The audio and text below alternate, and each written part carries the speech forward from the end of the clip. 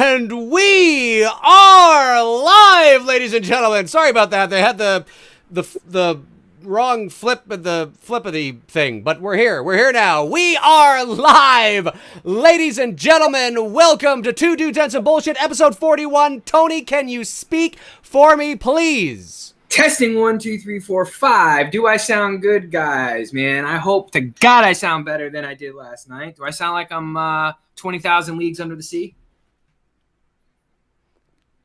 You sound good, my man. You sound good. Awesome. You sound good. Yes. Yes, you are good. Yes, we are good. Woo! Hey, it is Tuesday, October 8th, 2019. My name's Dave McRae. He is Tony Michael in Atlanta, Georgia. I am Toronto. I am Toronto. No, Toronto. That's right. I am. Dave owns Toronto. I do. I'm the mayor, I'm the judge, the jury, and the executioner. Well, that last part is fitting. There you go. Welcome everybody. Apologies, our show was supposed to be yesterday if you're watching this video after the fact, but we had some technical difficulties.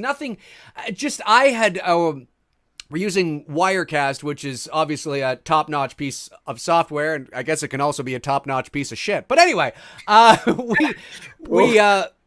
did an upgrade because, yesterday in the afternoon, I was getting everything set up, all the shots set up and everything, and the intro and stuff.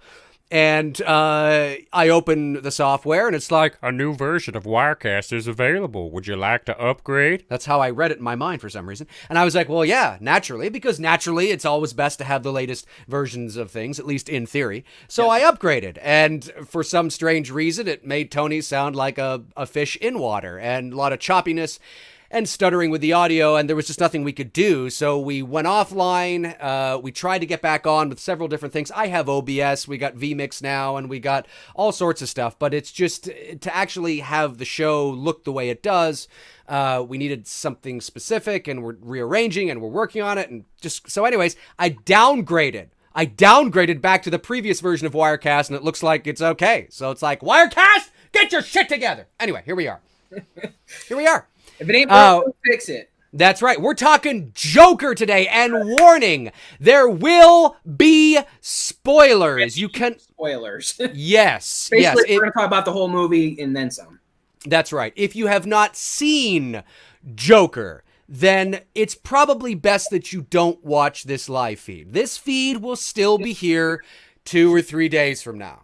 Okay, so don't worry about that. It's probably best that you not watch it. Although if you don't care about spoilers, well then, all the power to you. So Tony, how are you? Where should we begin?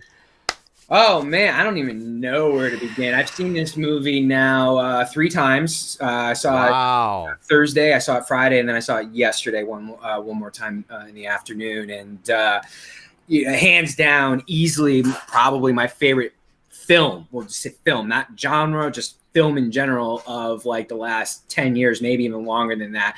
I can't remember the last time walking out of a movie theater in my life, okay? And having the feeling that I get like when I watch like A Clockwork Orange, and watching the cinematic experience that I get in watching what Kubrick created in that film. I felt the exact same thing walking out of there like, Todd Phillips, you motherfucker, you knocked this shit right out of the park. Joaquin Phoenix, fucking my favorite Joker of all time.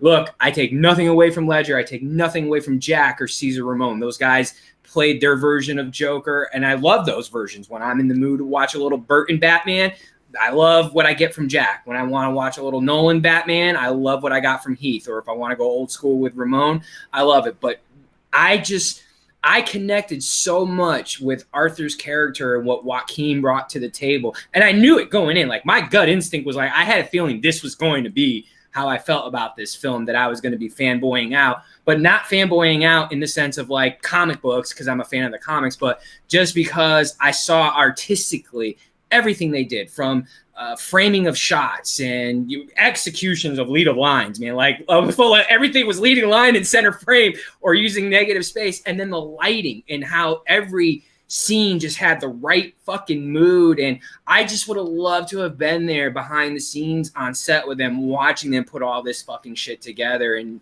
because like I said, it's been a long time since I've walked out of the theater going, fuck, this was a really good movie. Yeah, listen, I don't say this very often about movies. And when I left the theater, I sent out a tweet and a Facebook post where I basically said, I went to see it Saturday afternoon with my girlfriend, and we walked out of there. I gave a tweet and I basically said, if you want to know my thoughts, tune into episode 41 of Two Dudes and Some Bullshit. And then I was like, all right, I'll give you a tease.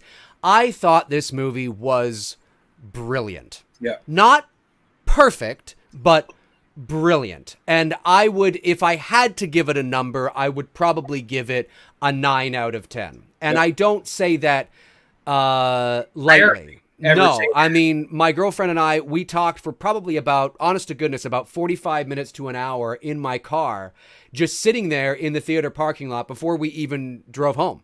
And we're sitting there talking about all the symbolism and the different layers and the type of character that this Joker was and sort of the bigger themes at play. It was brilliant. It was beautifully shot, beautifully done. There were a couple of things that I wish maybe they could have done a bit differently, which we'll talk about in a moment. But it's very clear as day. And I know a few people who had the opportunity to see it here in Toronto at the North American premiere at TIFF. And I didn't get a chance to see it, but they saw it and they said, look, if you are, and it's like a cliche now, but it's true. If you are expecting a comic book type of movie, if you are expecting Heath Ledger's type of Joker, if you're expecting a whimsical, eccentric, flamboyant, type of Joker in some sort of action-packed origin story, then you're going to be bored to tears and probably hate the shit out of this movie. This is, not to use the cliches over and over, but it is true. It is Taxi Driver meets, Kings of Comedy. I mean, it's a character study. And like I said, for those of you that may not remember, I said this about maybe a month or so ago, and I think you remember this. Maybe it wasn't quite that long ago. I said that because I was reading up all about it, and when it premiered at TIFF and I was talking to my buddies and they were telling me all about it, I said, this is a story that can be about anybody. And they're using the character of the Joker to get your asses in the seats. Now, I'm not saying that was a conscious decision, that they're necessarily, trying to deceive you. I'm just saying that this is a story that you could put me in the place of the Joker. I'm not saying you'd be as interested and, it would make as much money. Who the fuck am I? But I'm just saying the Joker is irrelevant at the end of the day. It's about this individual and his rise and fall into madness, but there's nothing proprietary, if I could use that word, about it being the Joker. But that's what's beautiful about it, is that they're using this archetype of the Joker, and they're using, Arthur Fleck and the backstory of everything that's familiar to you, everything that the nostalgia, right? It's Joker and Batman, and there's Bruce Wayne and, Thomas Wayne and, Wayne Manor and all this, to tell a story that they could tell with almost anybody, but it's more interesting told in this way because it's familiar to the audience. Mm-hmm. And that was ingenious. It was a brilliant movie. I have some issues with a few things, but it was terrific. Joaquin Phoenix was stunning, and I thoroughly enjoyed it. It was beautifully shot. It looked fantastic. The music was fantastic. His performance was fantastic. And I said this to my girlfriend in the car. Now, I'm not a comic book person. And if I'm not a comic book person, she's definitely not a comic book person. I mean, we like we like it as much as the next person. But in terms of knowing a lot about it, right? I said to her, I know that this is supposed to be a one-off film. And I agree with those who say not every fucking movie has got to be tied to a bigger, broader universe. I agree with that 100%. But when I think about DC, and I think about the trouble they've had with their DC universe, and I think about the shit like the shit shows they've been putting out. I walk out of that movie and I think to myself, and yes, I am aware of Joaquin Phoenix recent comments about the potentiality of a sequel, which we can talk about. I didn't even say, because I just watched that interview yesterday. Right, but that doesn't mean that they're going to do one. I know. And that aside, I remember sitting in my car thinking, let's say there was no Man of Steel. Let's say there was no Justice League, Batman v Superman, or anything like that. Let's say Marvel was just running with it, and DC just wasn't making their films to compete. They were doing other shit. And this movie, I'm not saying it has to be. I actually quite think maybe it shouldn't be. But imagine if this movie was the first in what could be a DC cinematic universe. My God. Of that universe. Oh, it's the antithesis of what Marvel was doing, right? But it's so good. If Marvel succeeded with Iron Man, this would have been that Iron Man for them. For them, right. And it's that I walked out of there going, I want to see more. Mm-hmm. Now, do I have to see more? No. And we'll talk about that and why I feel that way in the ending in a minute. But I thought it was brilliant.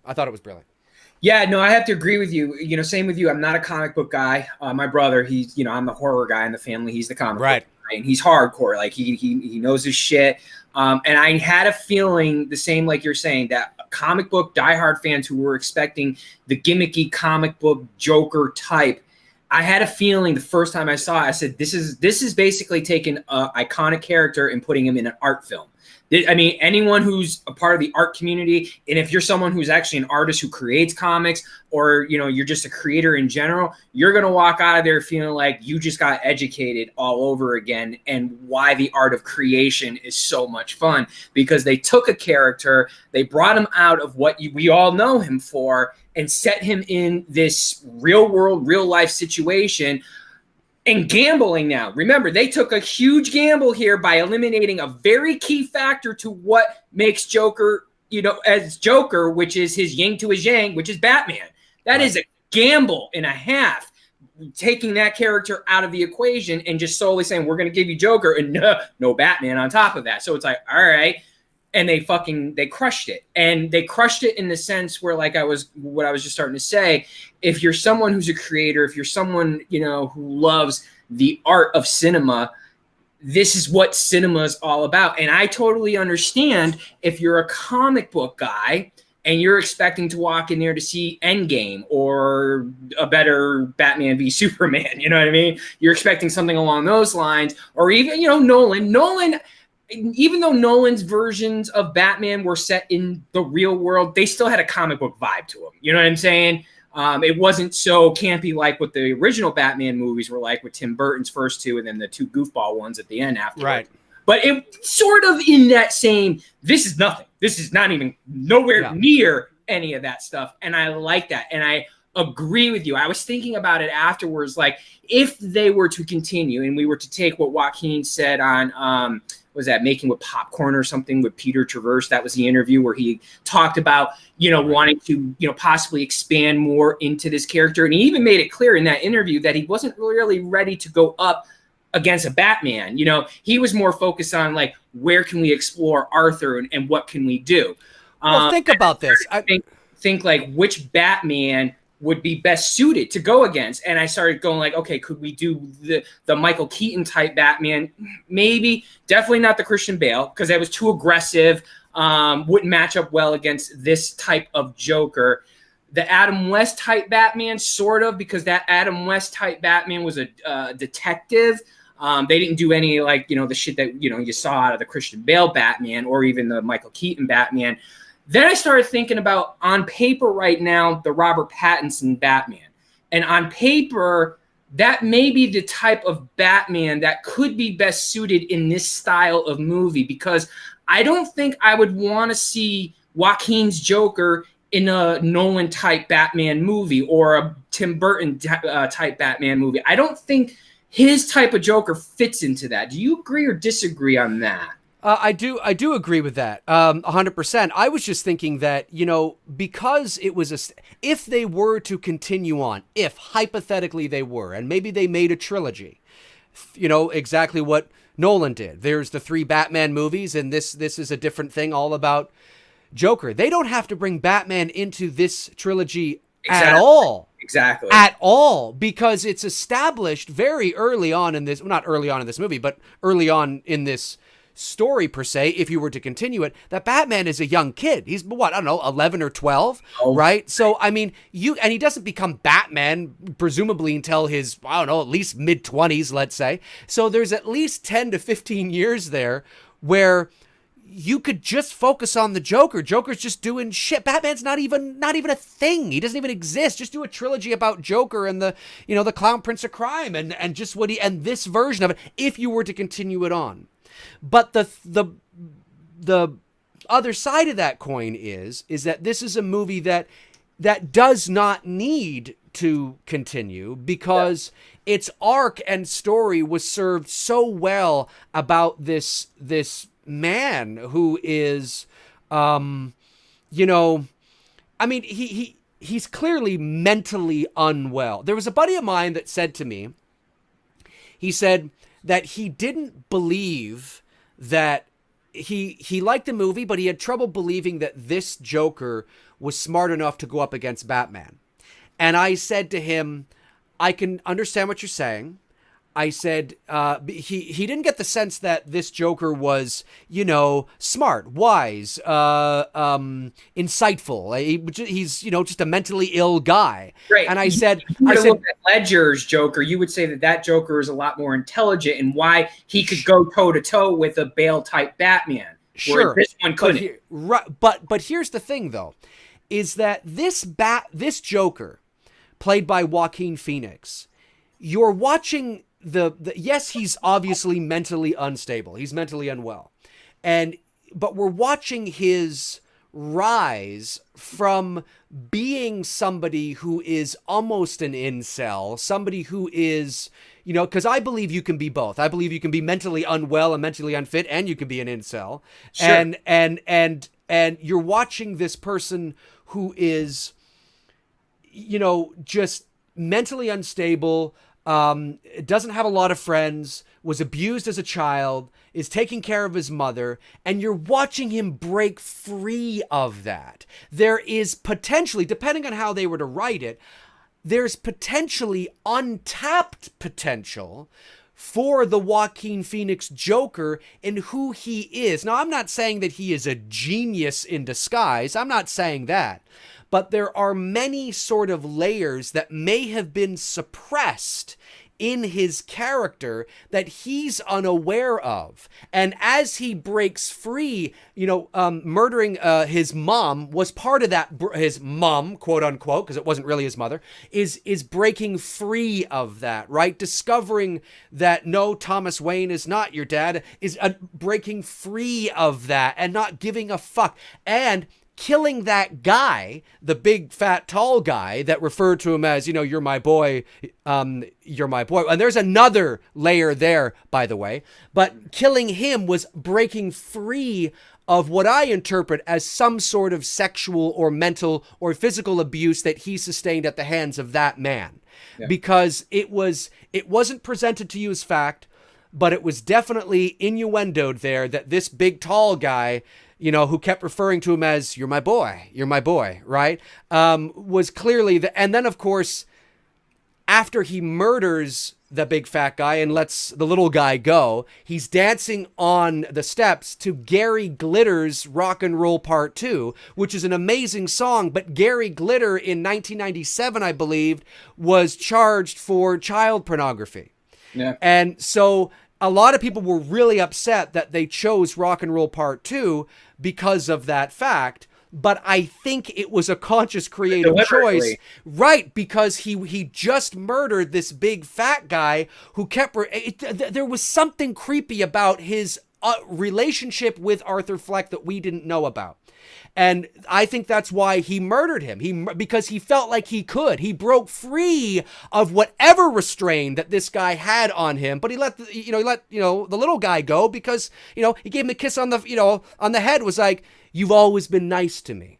You see? So, I mean, there's so many different layers there to this film and to this character that we're watching him not become Heath Ledger smart, but we're watching him tap into certain levels of potential that he didn't know he had, that was suppressed because of a variety of psychological, mental, and emotional reasons. And that's why I believe that it is possible that he is smarter and wiser than he might think he is. And then if he surrounds himself with other adoring, smarter, wiser people, because as the saying goes, the villain is often not, you have to surround yourself with the right people, then that might, I mean, I could totally see him going up against a Batman of some sort, who I don't know, what kind of Batman I don't know, but type of Batman, Right. But I don't believe that there isn't the potential there. I mean, maybe in this one movie, sure, he's walking into hospital doors that are the exit that should, that should be he thinks it's the enter and it should be the exit. He's clearly not a very smart guy, but there's untapped potential. He's finding who he is. He's finding himself, or what he's mentally fucking ill, but he's finding what he's breaking free of certain things, and he just doesn't give a fuck anymore. It's like, fuck you, I don't give a fuck anymore. Yeah. I don't know. Do you see it the same way? Yeah, I mean, there's many layers that I saw this, film, and many things that I took away from it. It definitely could relate to, especially a lot growing up with the imaginary world that he created with himself. I definitely was that type of kid, especially when I was really little, and creating these, fictitious worlds and shit. And I think I've told that story a million times when my mom used to have a pickup truck. I used to, play pretend, Halloween 4 and do that recreation. You know what I mean? Right. Yes. Like, I would literally think that I was setting myself in that world. And it's crazy. Like, the more you talk to people who really have active imaginations, like I have an active imagination, which is why I ended up in the career I ended up in, that I'm not the only one who thinks like that creates this type of alternative world. He created a girlfriend. And I am so glad that they did not go down that road with Harley Quinn. I was fearing that this is what developing into. I was like, we're going to go Harley Quinn. And then I'm glad it detoured from that. As soon as I realized, like, oh, fuck, this was all in his head, I was like, yes. Because I don't think, this is not the type of movie. And I understand if you're a comic book fan, how it goes against type of what you're used to seeing out of this character. But again, Harley Quinn doesn't serve a purpose at all. Love the girl. I got her branded on my freaking arm, but in this type of Joker film, she doesn't fly. So I was glad to see that. There's just a lot to this character of Arthur, beyond just creating the imaginative world, but even like hiding behind the makeup and having an alternative, his alter ego almost come out. When people done photo shoots with me, and I know you can attest to this. When I'm doing a photo shoot, or when I'm just me and you're hanging out with me, I'm very reserved. I'm very much an introvert. I'm not a partier. I don't go to parties, and I don't like being around a lot of people all the time. I like myself. Right. But when I put the Freddy mask on, or the Michael mask on, or I'm in character, I literally, my friends will tell you, I become a completely different person. Right. I feel like I become that character, and I'm doing the Freddy walk, or I'm doing the Michael walk, or whatever. You know what I'm saying? So, like, again, I got the symbolism of that, because when you look at Arthur, he is alone in this world. He doesn't have this total confidence within himself, but when he puts the mask on, or the clown mask on, he becomes this like different persona. And obviously it starts off as just a clown on the street twirling the sign, to what it eventually evolves into what we see at the end. And he's walking with swag to Gary Glitter's Rock and Roll Part 2, and then dancing on the staircase. So I saw a lot of like, fuck, that's me. You know what I mean? In this movie. And I walked out of there going, man, I fucking relate to this dude on so many fucking levels. Well, and look, I mean, I've already seen people talking about, they're ranking the Jokers and whose Joker is better, Heath's or, Joaquin's. And it astonishes me that people you can't compare. And this is not a cop-out, but I don't believe you can compare the two Jokers. Joaquin's Joker is in a different genre This movie is not a superhero movie for all intents and purposes. It's a different genre. It's a different Joker. It's a different portrayal. I mean, to compare him with, when people say, I still like Heath better, what you're saying is that you like that version of the Joker better. Because you can't say that you like his better. It's night and day. It's apples and oranges. It was like at the time when Heath did it, everyone's like, oh, he's better than Jack. Like, you can't compare the two. They're two totally different Jokers. All four of them, the big four, Caesar, Jack, Heath, and now Joaquin. They're four different types of Jokers. Well, and especially Joaquin, because this is it's a psychological thriller is what this movie is. I mean, there's nothing even remote outside of it being the Joker character and you seeing little Easter eggs that remind you of the stories you know and love, like Wayne Manor and Bruce Wayne and his parents being shot at the end of the movie and blah blah blah. But it's not sensationalized or anything. So outside of picking up on those emotional nostalgic cues, there's nothing in this movie that is even remotely fantastical superhero-like.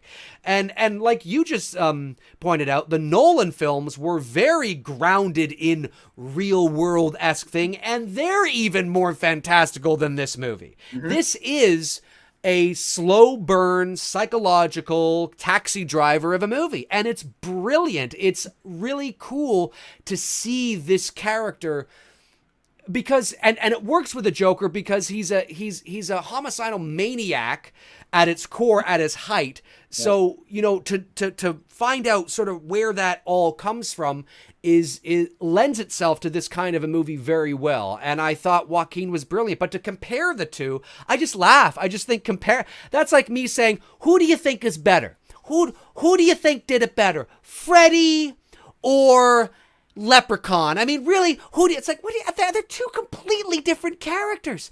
I mean, if you want to say, who do you like better, Robert or Jackie Earle Haley, well, then we can have a discussion because they're playing the same Freddy Krueger for all intents and purposes. Right. But this in the same genre, in the same subgenre of the main genre.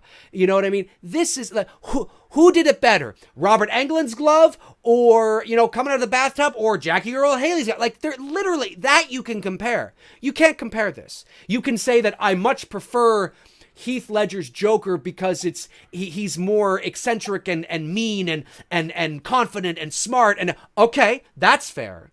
But you prefer that, okay, but I don't think you can say it's better than Joaquin's Joker because they're completely different characters and completely different genres. I thought it was terrific. One of the things that I will say that I didn't like, or that I wish I thought the movie, and I understand why it went on for an extra 2 or 3 minutes. I understand it. But I think the movie should have ended with Joaquin Phoenix standing on the police car like this, with the music building to that crescendo, and then it cuts to black, you hear his laugh, and you roll the credits to the same music that you were playing during the actual end credits. That is where that movie should have ended. I understand why there's that extra 2 or 3 minutes. You're planting the seed of doubt in the audience's mind. Oh my God, is the whole movie in his head? He's walking down the hall and he's got the bloody footprints.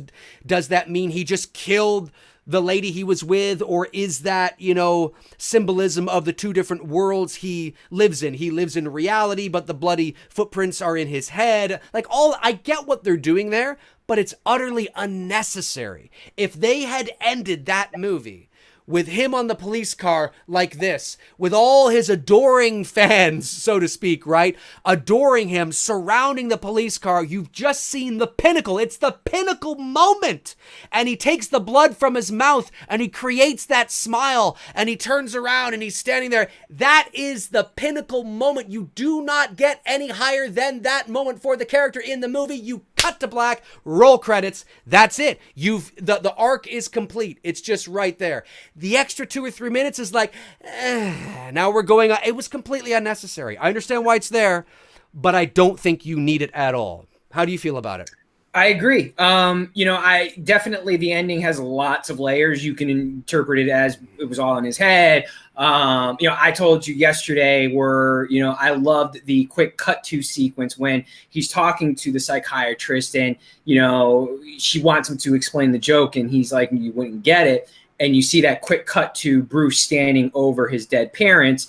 Because I took that moment in the hospital. If you look at him again after seeing the film 3 times, I made sure my eyes weren't playing tricks on me. But he looks a little older, looks a little fuller, not super fuller, but he's not as thin and frail as you saw him. So I took that as, okay, this is somewhat in the future-ish. We don't know how far, but it's definitely in the future.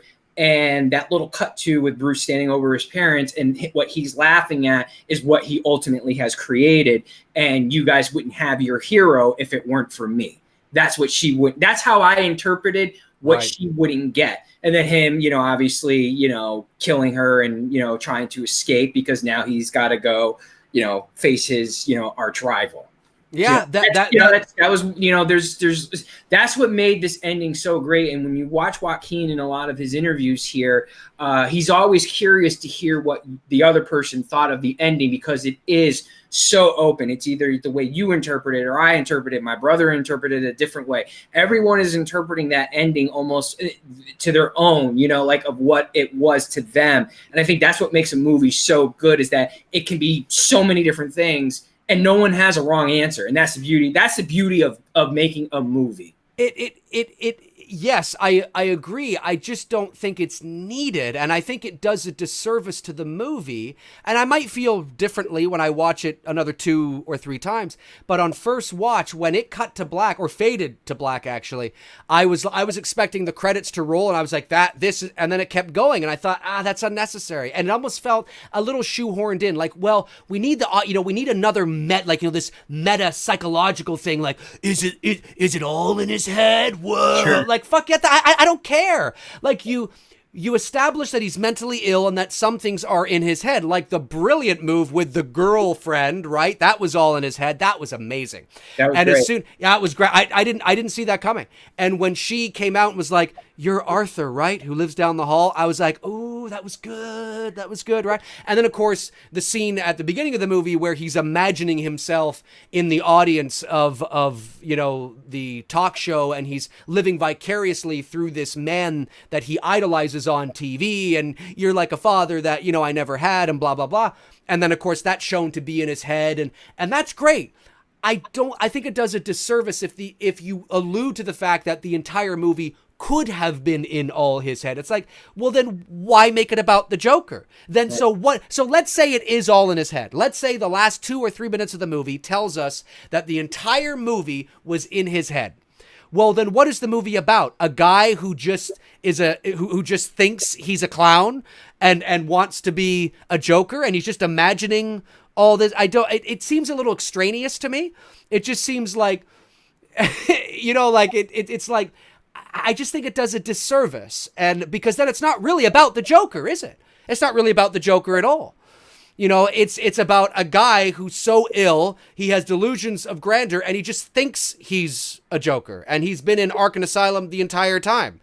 That seems a little anticlimactic for me. I think it's a much stronger ending if they had ended it earlier, just with him on the police car. There's the symbol. He's risen. He's now what? Oh, shit. Right. And that's where I would have ended it. But I certainly can see, other people enjoying the last few minutes of the movie for sure. What else? Well, I love it. Just, certain things like how they, Gotham has a rat problem, right? But that's different layers there as well, right? Yes, they have a literal rat problem, but that's also symbolic of the corruption and the power that is running the city, right? Gotham has a rat problem. Well, yeah, but if you can take it at face value, but obviously there's different layers there as well. So that was a nice touch. And I mean, the modern day, Bruce Wayne, billionaire guy who wants to run for mayor, and people are protesting. Thomas Wayne, Wayne, wants to run for mayor. And, everyone's protesting against him. I mean, you totally are picking that right off of current politics. Sure. Trump, billionaire, runs for presidency. Everybody hates him. And, but it's relatable though. I think because I didn't take it as like a political message, because when he says that no. When he's talking with De Niro and he says, "I don't do that. I don't do politics." I was like, okay, I like that. I like how they added that in there, because it could have been misconstrued that this was a total shot at Trump when it really wasn't.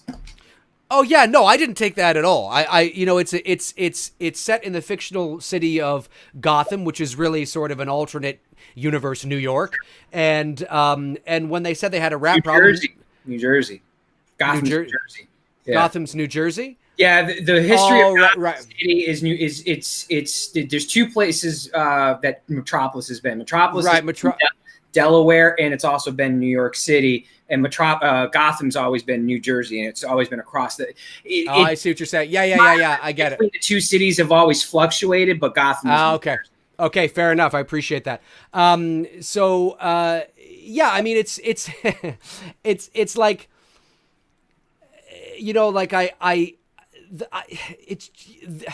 big cities sometimes can have rat problems. So I didn't take that as any sort of political statement. I just thought it was a nice touch that we have a rat problem, but there's a double or maybe even triple meaning there. So that was kind of nice. And I actually really liked, and my girlfriend felt the same way. And this is going to piss a lot of the hardcore nerdy comic book fans. That's not the way it was in the comic. Yeah, okay, whatever. But I wish, and she agreed with me, that they would have had, and they could still go back on it. I mean, you still could go back on it. But I wish they would have had the balls to keep Arthur Fleck as the son of Thomas Wayne.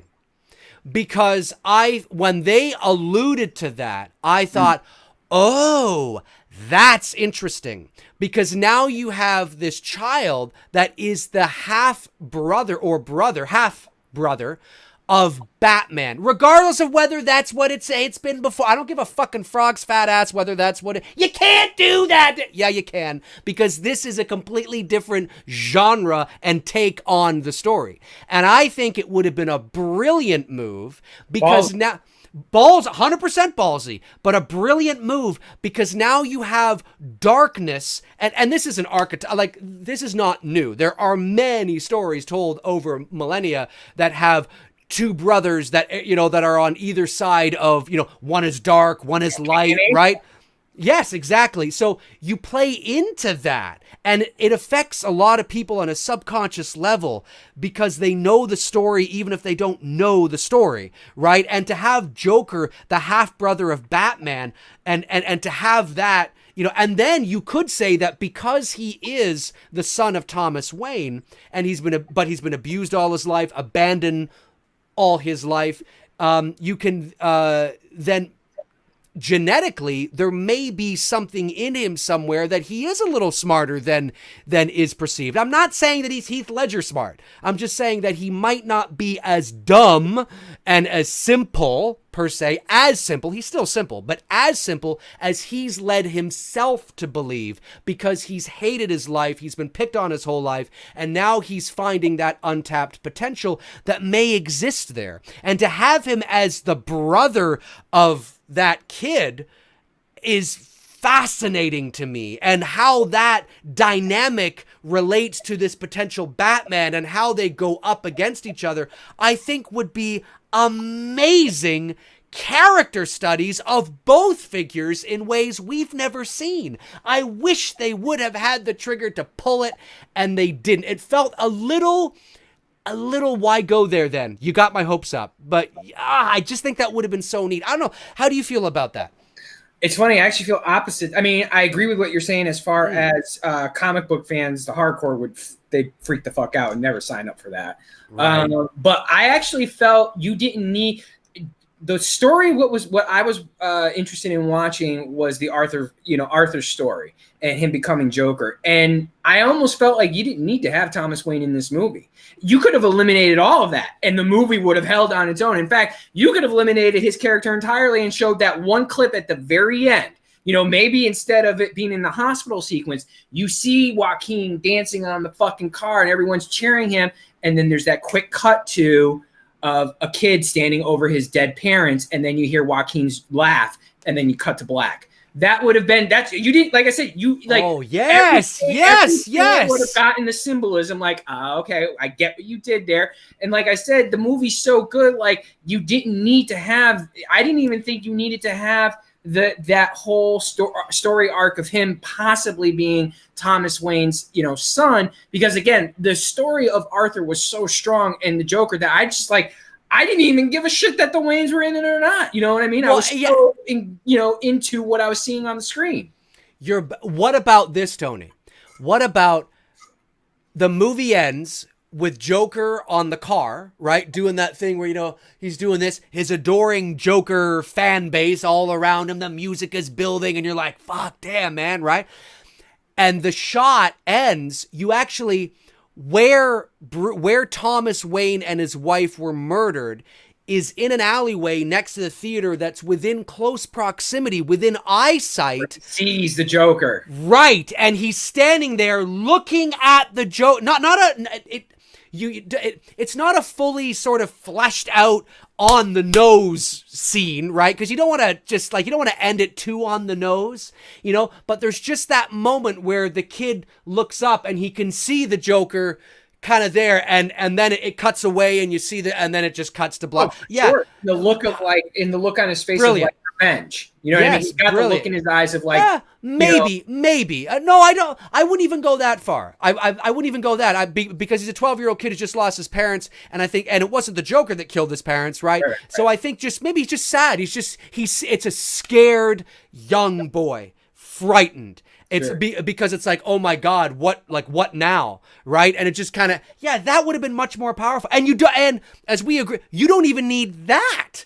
Like, it should have just ended with, in my opinion anyway, with him on the car. But yeah, there's so many different layers to this character, and I would have loved if they had pulled the balls to have him actually as, because then, well, sure, but I mean, the whole movie is risky. If you're going to even make this movie, just go all the way. Right. What are you pulling back now for? You're making a comic book movie that the vast majority of hardcore Joker fans are probably not going to like. Well, just pull the trigger anyway. That would have been so fascinating and such an archetypal relationship that you've seen in mythology and in religion and in Shakespeare and all. I mean, just to see, to know that he is the brother and that, Bruce got all the goods because he was the smart kid. He was he's very sad. Obviously, he doesn't. He looks like a sad kid, but he's smart and he's strong and But no, Thomas Wayne didn't want to have anything to do with this little fucker. I don't want anything to do with that little fucking kid and abandon him. I mean, just that's rich. That's interesting to me, and it's different, and that excites me. But they didn't do it. And now, could they still do it and say, well, actually, Thomas Wayne was lying, and yeah, I guess, and the records were fabricated. Yeah, I guess they could, but I don't think they're going to. But, man, yeah. What were some moments in the movie that made you go, when you're watching it, you're like, whoo-wee? What were some of those for you? Oh man, I don't even know where to begin. Because I mean, literally from the first moment you see him sitting in that chair applying that makeup, to even the final, even though you're not a fan of that ending scene of him in the hospital, it's so hard to narrow down what scene impacted me the most. What did I get out of it? Because so many scenes were just beautifully shot, beautifully framed. Everything was just well thought out. That's why the thought of a sequel, this is like what Halloween should have been when Carpenter didn't want to do a sequel to Halloween, and how Halloween, is considered the masterpiece. This is basically it right now. I have a feeling, money talks and bullshit walks, and this is not show friends, it's show business. And when something makes money, the studios are going to be like, oh, okay, so we can do that again, right? And yeah, I mean, just, look at sequels overall. They always tend to go down. Very rarely do they go up and get better. And I would hate for them to rush into doing a sequel first and foremost. I mean, if Joaquin feels that there's more to explore with this character, I know he's smart enough to know that he's not going to just jump at it just to do a sequel for sequel's sake. It's got to be something so good that makes sense and continues in the same type of tone of what we already know. And like you said a few moments ago, I'm totally cool with it too, that they don't need to bring Batman into the equation here. I don't need it. Not for this type of Joker film. I'm hoping that this has done for the people who are in show business, the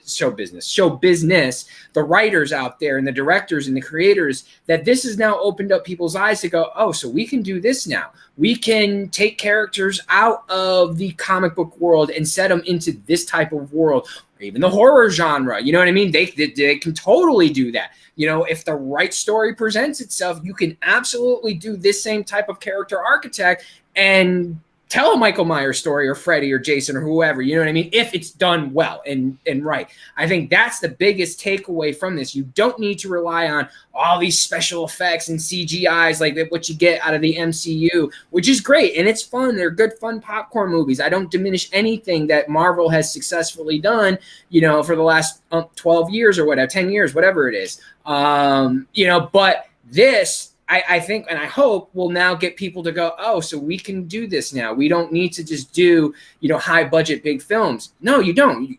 What makes a good movie always goes back to the same principle of the dawn of film. A good story makes a great movie. Yes, 100%. And I am with you 100% that, you know, because if you listen to Joaquin's, or if you read his words carefully, he's talking about potentially doing... Oh, I hear a bit of an echo of me. There we go. He's talking about potentially doing a sequel, and he says in there that you know, I'm interested. I was talking to Todd, and we were trying to sort of, you know, is there more to flesh out with this Joker character? It's about the Joker. It's not about the Joker and Batman. That's the trajectory. That's what eventually, potentially he comes to. But we see that Bruce Wayne is so young in this first movie that they could set a Joker sequel 2 or 3 years later, or a year later, or 2 years, and there still would not be a Batman. Right. So I mean, I really like the idea of exploring this character more and seeing the potential rise in who he is as an individual. And maybe then, you know, people might say, oh, okay, he is kind of maybe a Joker that might be able to handle his own in a certain situation. But like you just said, this doesn't need a sequel. This has a beginning, a middle, and an end. This is a complete story all on its own. And one of the reasons why maybe it ended the way it did, in terms of that extra scene that I think is unnecessary, is not necessarily to show you that it is potentially all in his head, but to show you that he was caught somehow, you know, a couple of minutes later or an hour later, he was thrown into the asylum for the rest of his life. So that is the Joker's story. That was his story right there, you know, and maybe in this universe, he never does go and, go up against a Batman. Maybe in this universe and this incarnation of the character, Bruce, that little kid never does become, I don't know. Yeah, you know, I mean, maybe not. But I agree with you that to make a sequel to it, it's risky. I actually would much prefer if they didn't make a sequel to it. But I've got to say, like I said a few moments ago, when I was sitting in that car talking to my girlfriend after the movie, I said, if DC wanted to scrap but if they wanted to scrap what garbage they've been doing and start from here, this is as good as you're going to get. Well, they got Wonder Woman slated for next year. That's the only problem. Well, no, I agree, and they've got other shit on the table as well. But it's unfortunate they started. It's unfortunate that Warner Brothers, you know, felt that they needed to compete instead of do their own thing and be the antithesis, be the opposite. You know, don't be the other, feed the darker side of our psyche, feed the darker side. And now, to be fair, I understand that there are certain DC superheroes that couldn't necessarily have really dark movies like your Supermans or your Flashes or, you know, your Shazams and things like that. But, you know, I don't know. I thought it was fantastic. And the performances were great. And how about Robert De Niro? I mean, he was brilliant. Quit, call it a day. That's all you need, you know? He's brilliant anyway, but he was terrific. And just the way that the conversation was going back and forth when, you know, Joaquin was out there on the talk show and that was just awesome. And the way you can see that he is a simpleton, but I still think he's smarter than he's been led to believe he is. Right. Not Heath Ledger smart. Right. But he's smarter than he brings up the fact in that interview with De Niro of how society mourns for the loss of those three people. But if it was me, you would just walk right over me. You know what I mean? You brought me here not because you thought I was funny. You brought me here because you want to laugh at me. So you're right in that aspect that maybe he is a simpleton, but he's also he's streetwise, smart and streetwise. Right. And he'll only continue to go that way. Like, there are some villains that run the show, right? Like your Darth Vader, right? Or your Emperor. And then there are some villains in pop culture, literature, movies, film, TV that aren't the smartest out of the people they're surrounded by. True. But they are the most respected because of some event or because of how they gained that power in some sort of position.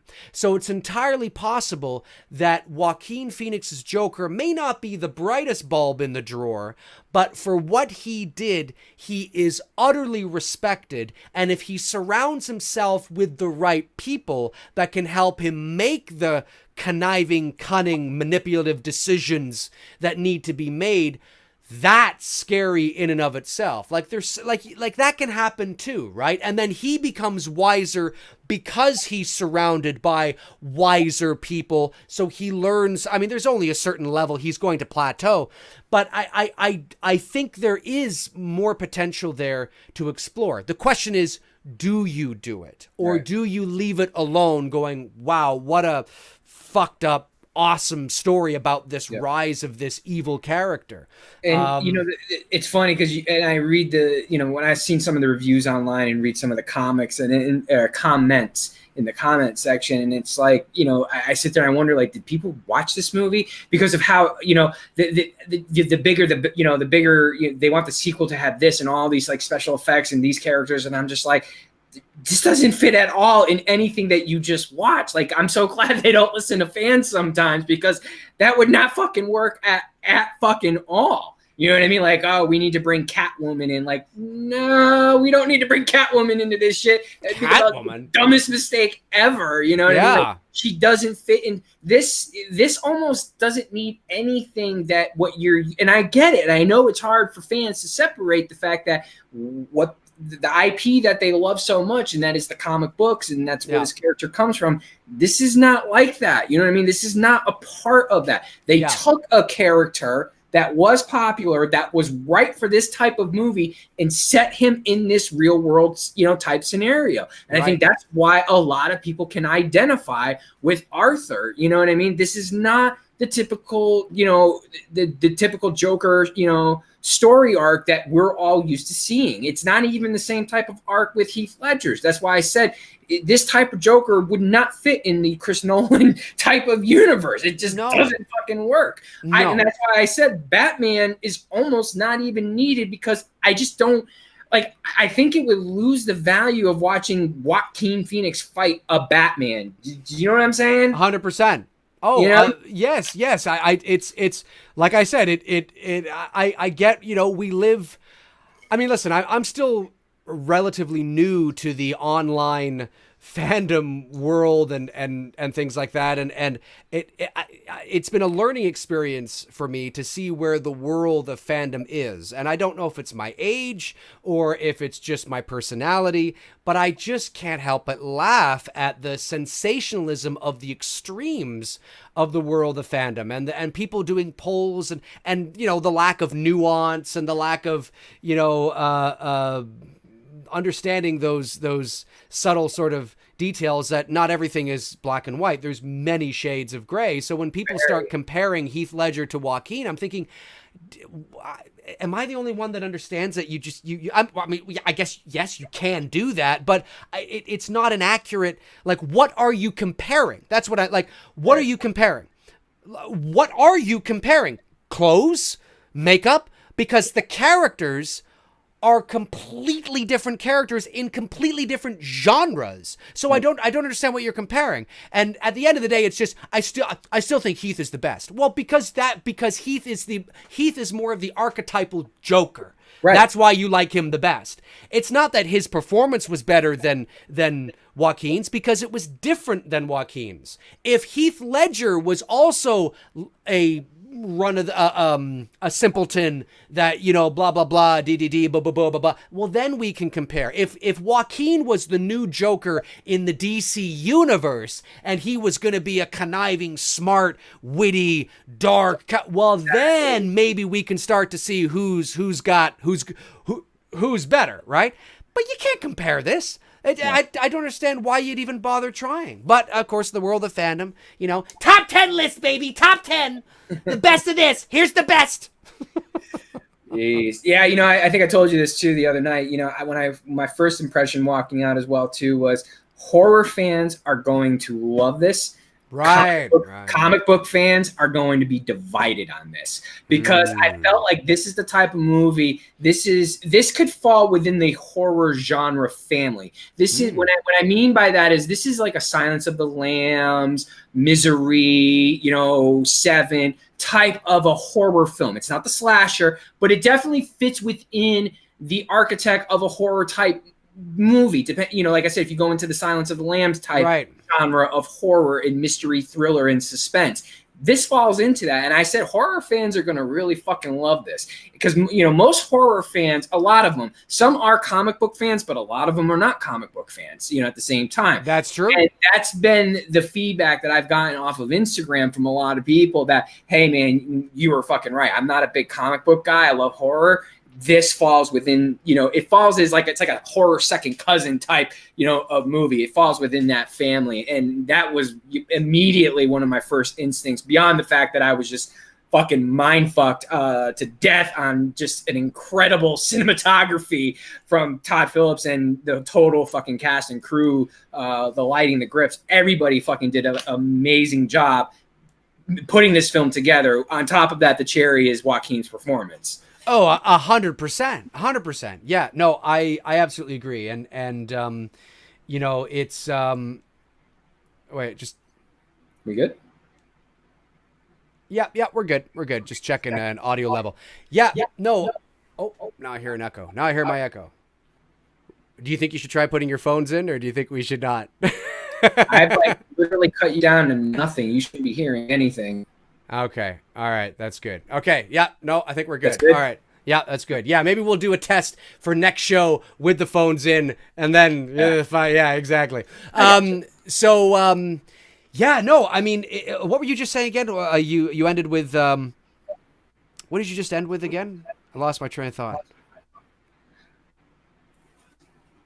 Oh, okay. Someone said the ghost face mask was moving. I was like, well, my fan is moving. It's blowing. I have a fan over here that's just kind of circulating, because I close everything off to close off as much sound as possible in my room. But I have a fan going on the floor here, and I saw someone in the chat say the ghost face mask was moving, and I was like, wait, what do you mean it's moving? And I felt like it was literally like floating for a second there. I was like, guys, I'm about to cut the stream, and I need to go call a couple priests and fucking exercise in my house. Power of Christ compels you. Right, exactly. No, I was just talking about I was talking about just the overall just walking out of the theater, just going, I just can't believe what I just saw, just how beautifully shot it was. And, everything that Todd Phillips did, and the cast and the crew, the grips, the lighting department, everything was just so beautifully done. And then, like I said, the cherry on top being Joaquin's, performance. Yeah, no, it was beautiful. I mean,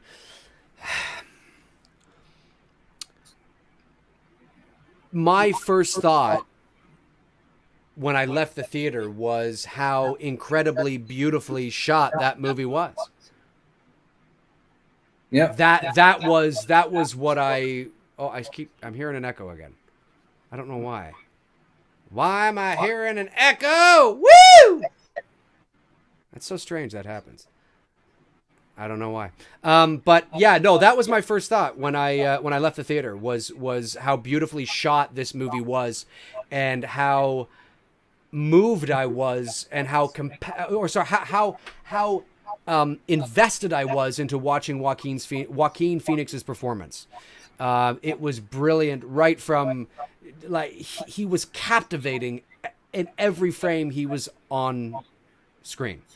Yeah, just captivating. Yeah, people are saying there's an echo. Yeah, I know that. No, I think they're just saying echo, Dave. I don't think. No. They can hear, because they can hear me in your thing again. Why don't you try plugging? They can't, because I had the volume turned off. Oh, I don't know. YouTube. I don't know what they're hearing then. You keep talking. I'm gonna turn up my YouTube. Blah blah blah blah blah. Hey, what's going on?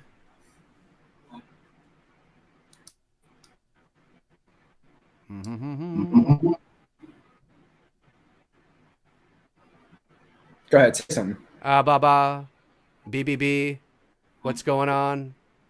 How's it going?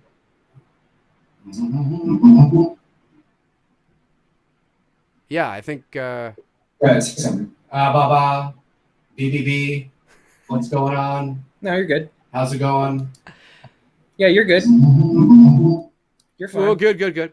But yeah, it's one of those things where I just was thoroughly enthralled with Joaquin Phoenix's performance. I thought his performance was magnetic and brilliant, and loved the look of the film and the symbolism in the movie. Many different layers at certain moments about his character, and watching this character rise to where he was, and where he is, and this is a character study. This film is not symbolism of the whole movie up until the end. Has to walk up the stairs, and he's, walking with depression. Then at the final time we see him, he's walking down the stairs triumphant. You know what I mean? Right. Yes. Brilliant. Yes. Good catch. There's also, even with killing the guys on the subway, and the Wall Street banker, the last guy falls at the bottom of the stairs, right? He's at the bottom of the stairs, and Joaquin Phoenix has to walk over him and run up the stairs. He's on his way up, not necessarily up to something good, but he's running. He's past this, and he's running up the stairs. Great catch, Tony, too, about, at the beginning of the movie, he's walking up the stairs very, and then down the stairs triumphant. That's another great catch. Well, yeah, because when you're watching him in all the scenes leading up to the ending there, he's walking up, and he's got his head down, and it's like, life is beating him down, and that's right. He doesn't feel the way he's feeling until the end, when you see him. He's triumphant. He's got the swag in his step. That's right. He's dancing. Right. To his own tune in his head. And it happens when he's thoroughly free. Right. When they play Gary Glitter's Rock and Roll Part 2, because there's three things that happen. There's the realization, he's fired. There's a realization he believes that Thomas Wayne is his father, and then he discovers he's not his father, and that he was adopted. Then he murders his mother, and then he murders the guy who I believe was abusing him as well. And whether it was sexual abuse, emotional abuse, or a little bit of both, he rips the throat out of that guy, right?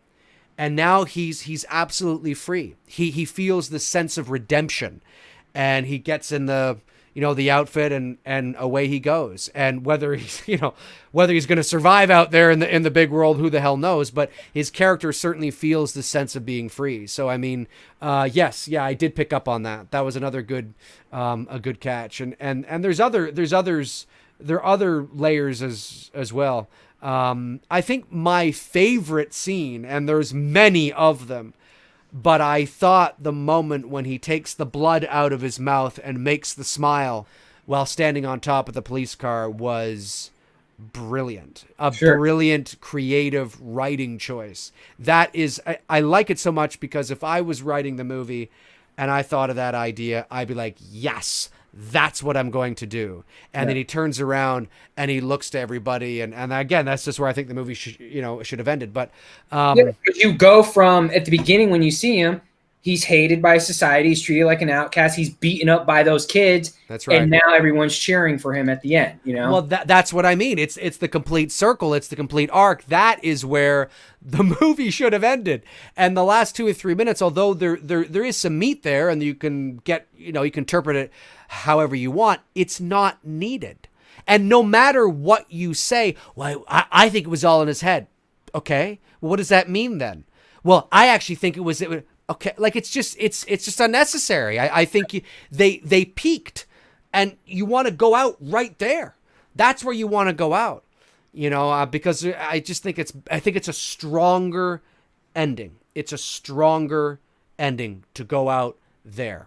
And you play the same music. You play the same music that you play when he was running down the hall and you see the end, and you play the same music, but it cuts to black and you hear, or whatever his laugh, right? And that's it. And then the credits roll, and it's that Sinatra song, I think it is, right?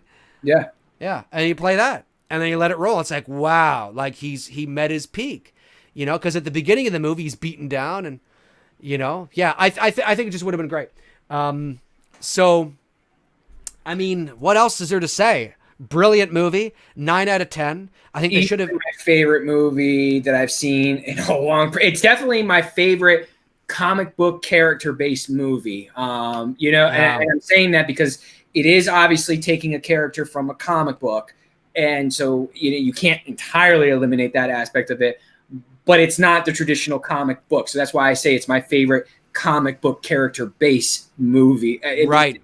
It passed even like up until this point. Batman '89 was my favorite, and this totally knocks it. But I love Batman '89 as well too. But two completely different styles, completely different genres. But this is just, I mean, like I said, horror fans walked out of this going, I fucking love this shit. You know what I mean? Like, this is good shit. Well, I mean, it's a psychological thriller.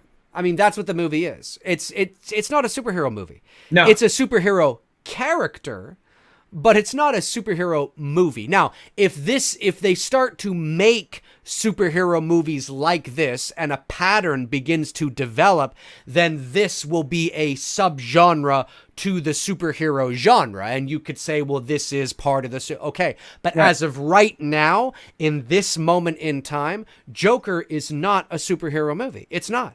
Not right now, because there's no other examples of this type of superhero movie. So it's not a superhero movie. It's a psychological thriller. It's like a Prisoners, with Hugh Jackman, or it's that kind of a movie. It's that intense. The Hugh Jackman Prisoners movie. That's fantastic movie. Fantastic movie. And that's Jake, right? Jake's in that. Who's a Jake Gyllenhaal's in that. That's right. Directed by Denis Villeneuve, good Canadian director. And that's it's that style. It's that genre. I mean, I don't know. What else can you say? I was just gonna say that I can hear myself again for some reason. It must be the stream, like, for some reason. I don't know why I can hear myself. Let me go here. Blah blah blah blah. D. I don't know. But yeah, it's definitely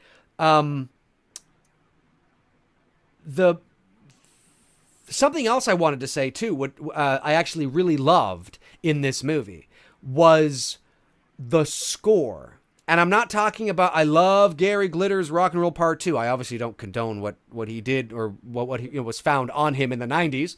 Yeah. But I certainly love the song. It's a great song.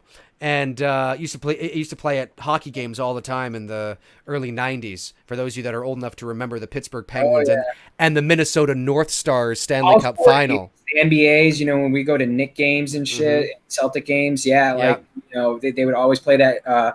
Sometimes they played in baseball games, but mostly it was hockey and it was basketball. Yeah. So and played it a lot. Yeah. Ba-na-na-na-na. Hey! Ba-na-na-na. It was great. Anyway, but I'm not talking about the music, but the actual soundtrack, the soundscape, the sound design, just the score, very droney and eerie at certain moments, and very moody, and just like when he's in the bathroom alone dancing for the first time. That or when he's on the subway and he just shoots those two guys. Just everything was very it was eerie, not in a horror movie kind of way, just in a Seven kind of way. Yes. It was just uncomfortable, and it was very well done. So props to the score as well. And it's a brilliant film. And like I said, I only give it a 9 out of 10 because I would have ended the movie 2 or 3 minutes before it did, with him on the police car. That's where I think it should have ended. I think they should have pulled the trigger and had the balls to make the Joker the step brother of Bruce Wayne. I think that would have been a very interesting dynamic and character. Very ballsy, yeah. Ballsy, and if you're gonna make this movie, just do it. I think that would have been fascinating, very interesting. That I think they should have done. And there was something else, but I forget now. There was one other thing, but I forget. So just some minor things. Well, not necessarily minor, but just creative decisions that I disagree with and that I would have done a bit differently. But overall, from De Niro to Phoenix to the woman who played his mother, to him in the Comedy Store, not the actual Comedy Store, the Comedy Club, I should say. Not the Comedy Store in LA, folks. But just being on stage and how awkward he was and uncomfortable. And he is the quintessential anti-hero. And they did such an excellent job on making us feel for him. And I do believe that you can be mentally ill and a simpleton, but also an incel as well. I don't think that... Street smart. That's what I said. He's street smart. Sure. To a degree, he's still a few brick shy load, but certainly, yes, I think he is upset that, and I don't think he can get a girlfriend, and I think there is certain rage against certain things, but I don't think it's just that. They're not mutually exclusive to each other. You can have one without the other, and you can have them together. And I think that there's a lot of that's going on. I don't necessarily think that was his motive. No. That he's angry that he can't get a girlfriend. I don't think that's it, or he's angry that, he's maybe a virgin or something. I don't know. But I think that there's a whole umbrella of things that have put him in his place. And then he's discovering that, oh, wait a minute, maybe I'm not as dumb as I've been led to believe, or as, true.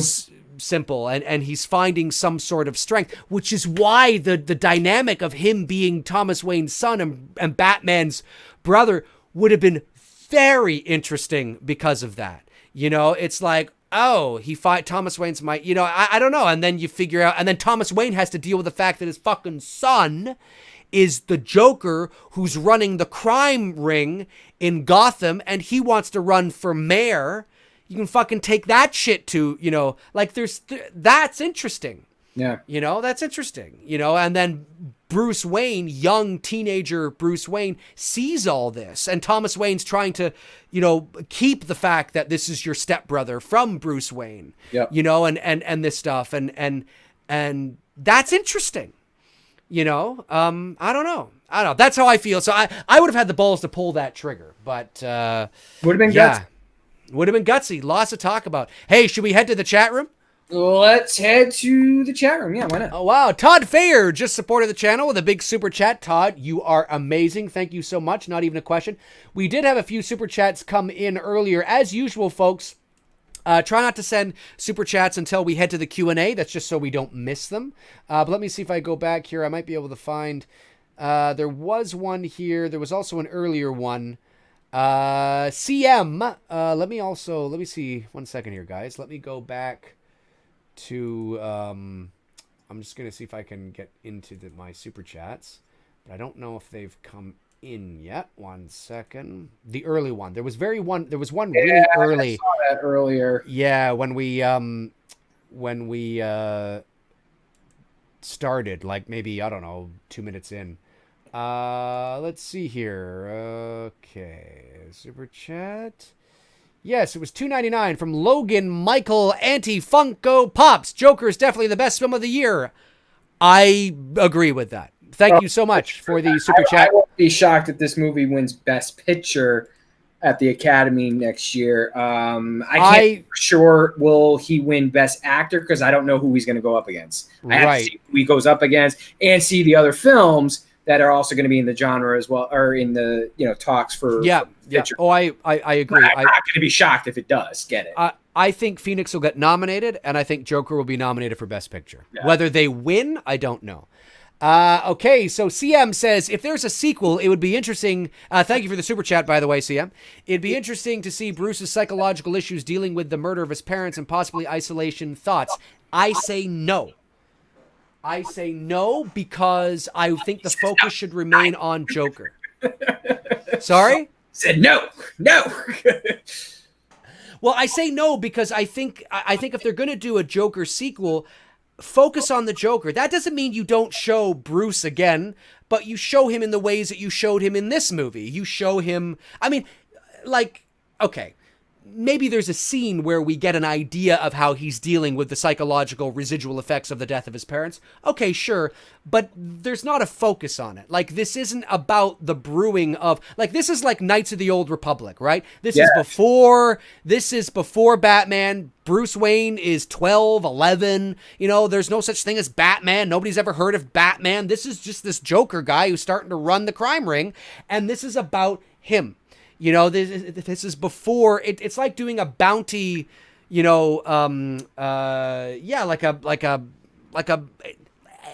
the Mandalorian, or something, or I don't know, like something that just has nothing to do with the broader, bigger picture. So I think maybe you could, but I think you focus on the character of Joker and his continued descent into madness. Agreed. So there you go.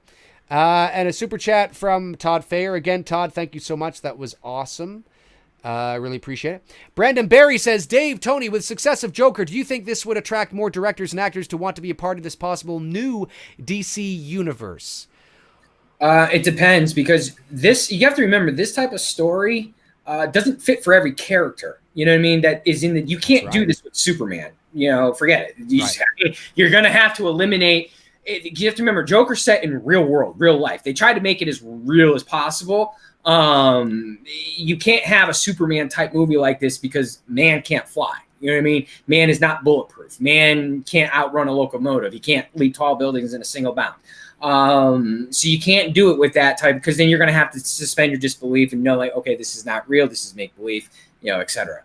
So you've got to pick the right characters. You know what I mean? Like you could, you could do a Penguin type of movie, but I don't know. I mean, you could do a Penguin type of movie in like a Goodfellas type sense, but set it in maybe even further back. This was set like where, in the 70s or 80s? This Joker film. This, I believe, was 1981, judging by the movie posters on the movie theater. So early 80s. Just coming out of the whole disco era and shit, because you kind of got a little bit of a flavor of that. That's right. Yep. In this film. Yep. But with Penguin, you could go back even further into the 40s and set it in real life scenario, but with mobster gangster type style. You know what I mean? Like the Italian mafia and shit. Right. And the rise of this, Godfather Penguin type character that I could see possibly, because that's real world. And if they base it off of the shit that was happening with the mob back in the day, when the mob was really a relevant thing. Not that you guys aren't relevant now, because I don't want to hit on my ass. Hey, Joey, I'm watching this. I'm watching this fucking Two Dudes podcast, and this fucking guy Tony says there's no fucking such thing as the fucking mafia. Kill that fucker, you motherfucking son of a bitch. Alright, I'll do him now. I'll get my fucking car and I'll go down there and kick the shit out of you, alright? Don't forget the cannolis. Hey, the cannoli, the bully, the tolly.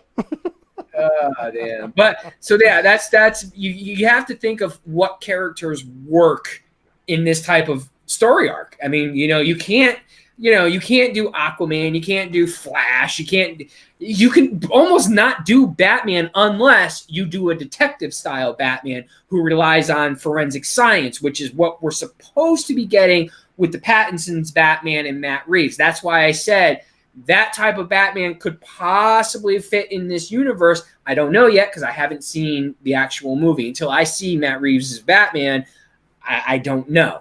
But on paper, that type could possibly work. So it doesn't work for everybody. And that's why I think when it comes to this new type of storytelling, you got to be careful because Hollywood could make the mistake like they typically do and go, oh, well, that was hot, so we need to do something like that ourselves, and then totally fuck it up because they take the wrong character, and that's not what fans want. You can get away with this with Joker. It works with this type of character. Yeah, it does. I agree with everything you've said. It's a very acquired taste, this kind of movie. Do I think this kind of movie is attractive to certain directors and actors? Yes. But I don't think the floodgates are going to open and everybody from a Chris Pratt to this is where you could is going to want to be part of this. This is where you could see DiCaprio go, we could do something like this with Riddler. You know what I mean? Sure, maybe. I just think that, maybe. I think it would have to be character. Like Joker is Joker is the Darth Vader of the DC universe. Sure, so all comic, right? So you can do it with Joker because it's an attractive IP. I'm not a comic book guy, but the movie would have to be really, really interesting to get me in a theater to see this kind of a movie for Riddler. Like I don't care about Riddler, I don't care about Penguin. I understand that this kind of a movie can work with those characters, but they're not Joker, right? And I think that's going to play a role as well. Couple of super chats, really appreciate it. Chris, thank you so much, guys. Let's see here.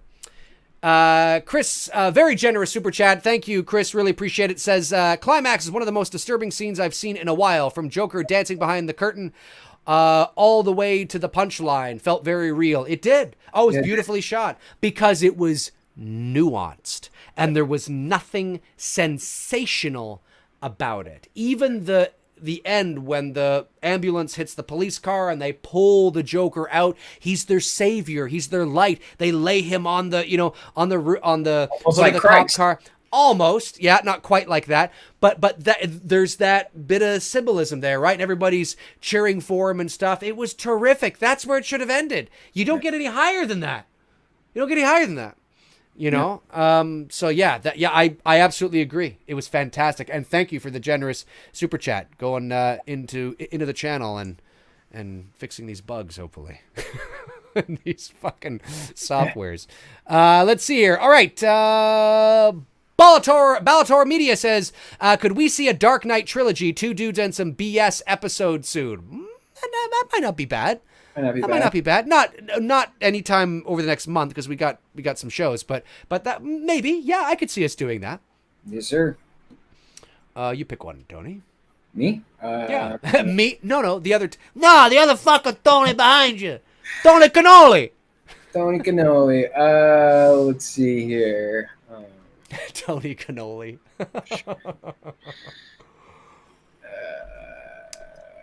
All right, well, he's looking. Josh John, El Camino and Irishman come out soon. Which one are you more excited about? Probably Irishman. Yeah. Fucking really for that movie. Yeah, 100% on Rotten Tomatoes. Woo! Yeah, I'm looking forward to that one. The Irishman for sure. November 1st, I think, in select theaters, and then November, is it 7th or it's like a week or two later, I think, when it hits Netflix. I think. Yeah. Let me see. Corduroy Niggles. I don't want to see Catwoman come back. Please leave her cattail out of the picture. I agree. All right. Kenny _525 says, hey, Dave and Tony, would you guys consider doing a Jeepers Creepers 2 dudes this spring? Probably not. Probably not. I don't mean that in a negative way. It's just, again, we've said this several times, and not to sound redundant or repetitive, but it's a gray area to talk about that topic. And it's one that I just avoid right now with everything that's attached to it. So there you go. Yeah. No, there you have it, folks. Tony Cannoli has spoken. No. Super chat comes in. Valdera, Dave and Tony, how did you feel about the aesthetics of the rundown, more grounded Gotham City in the early 80s? It looked very dark and grimy. Fucking loved it.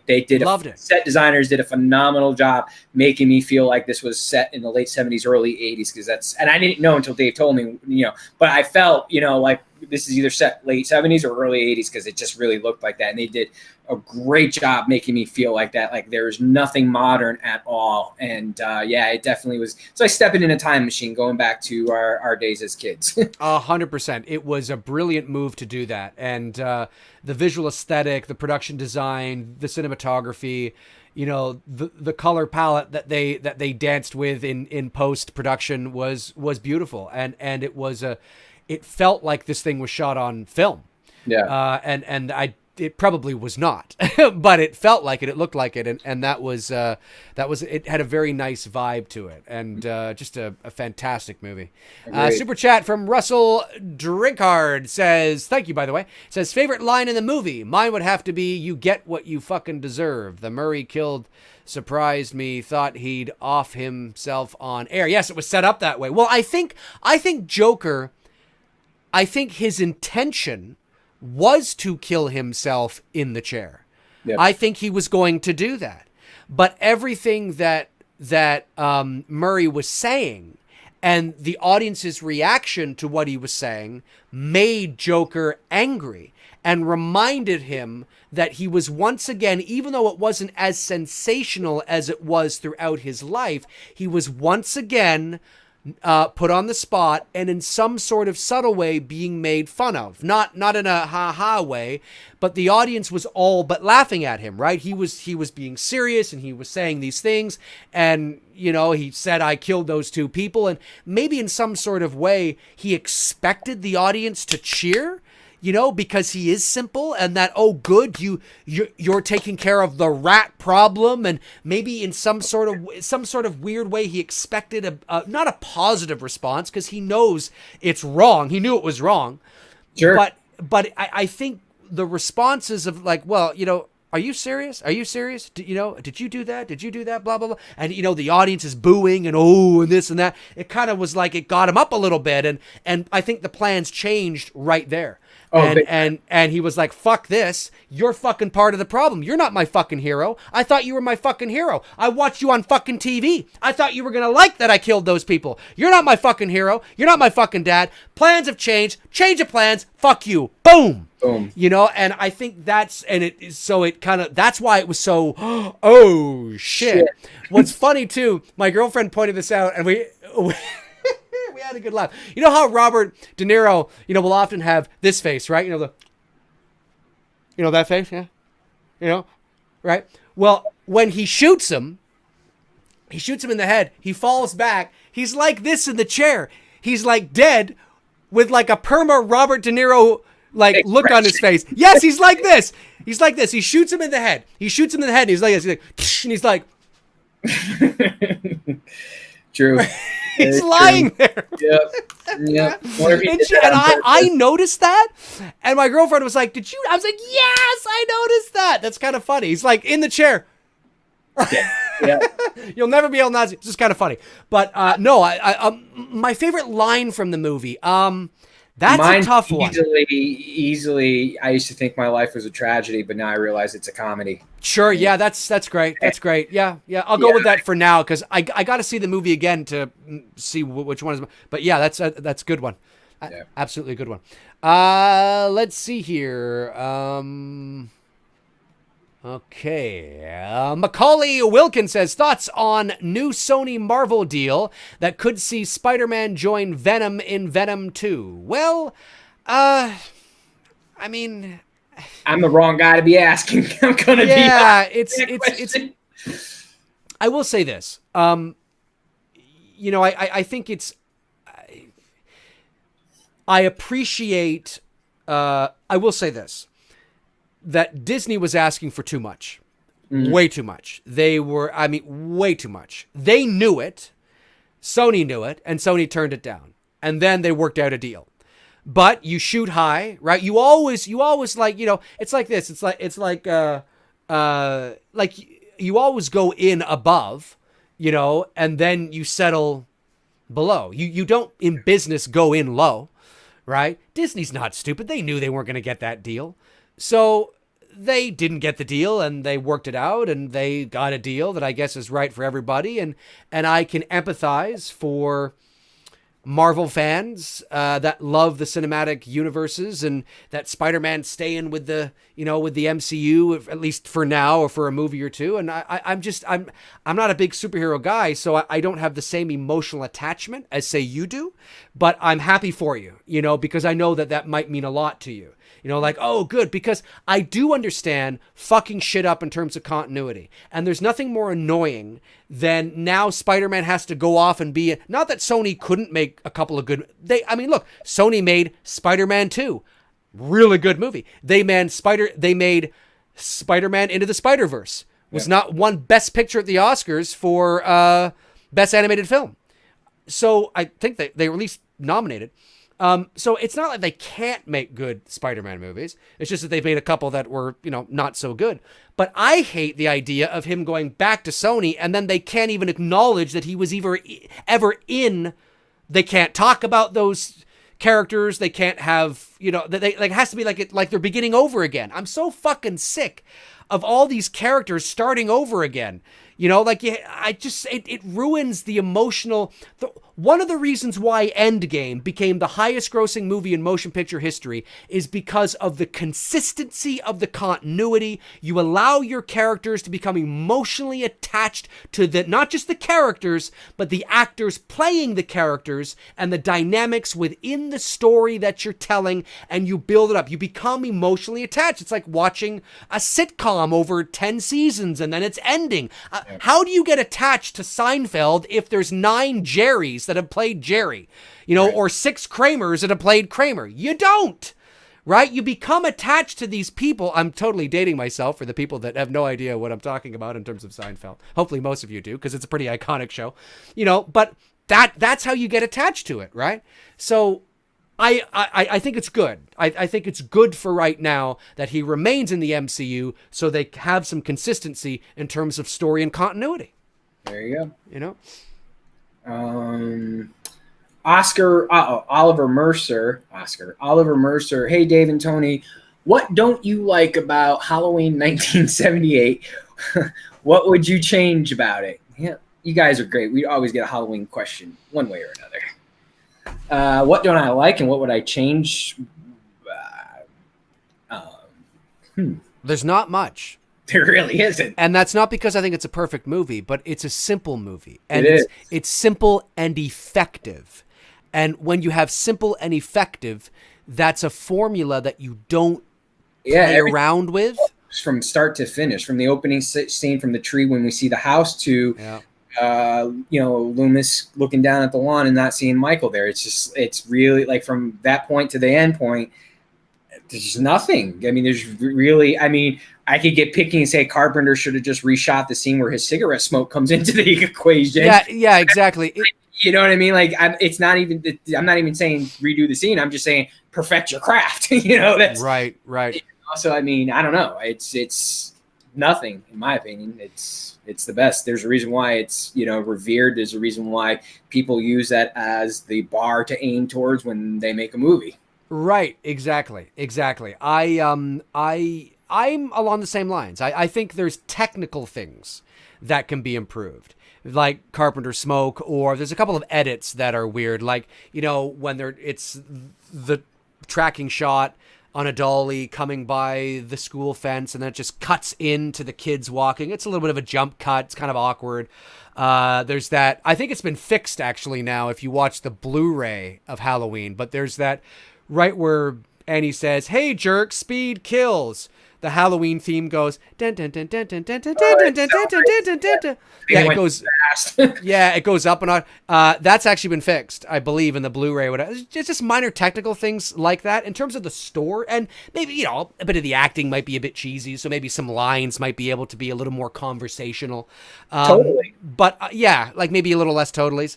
But other than that, in terms of the style and the movie and the execution, because it's a simple story with a simple plot, and it's beautifully executed, you don't change that too much. There's not too much that's wrong with that film. It's like I said, it's like a 90-minute Twilight Zone episode or something. Just a really good thing. Okay, any super chat? No, I did not miss any. I always like to make sure if I missed any. Let's see here.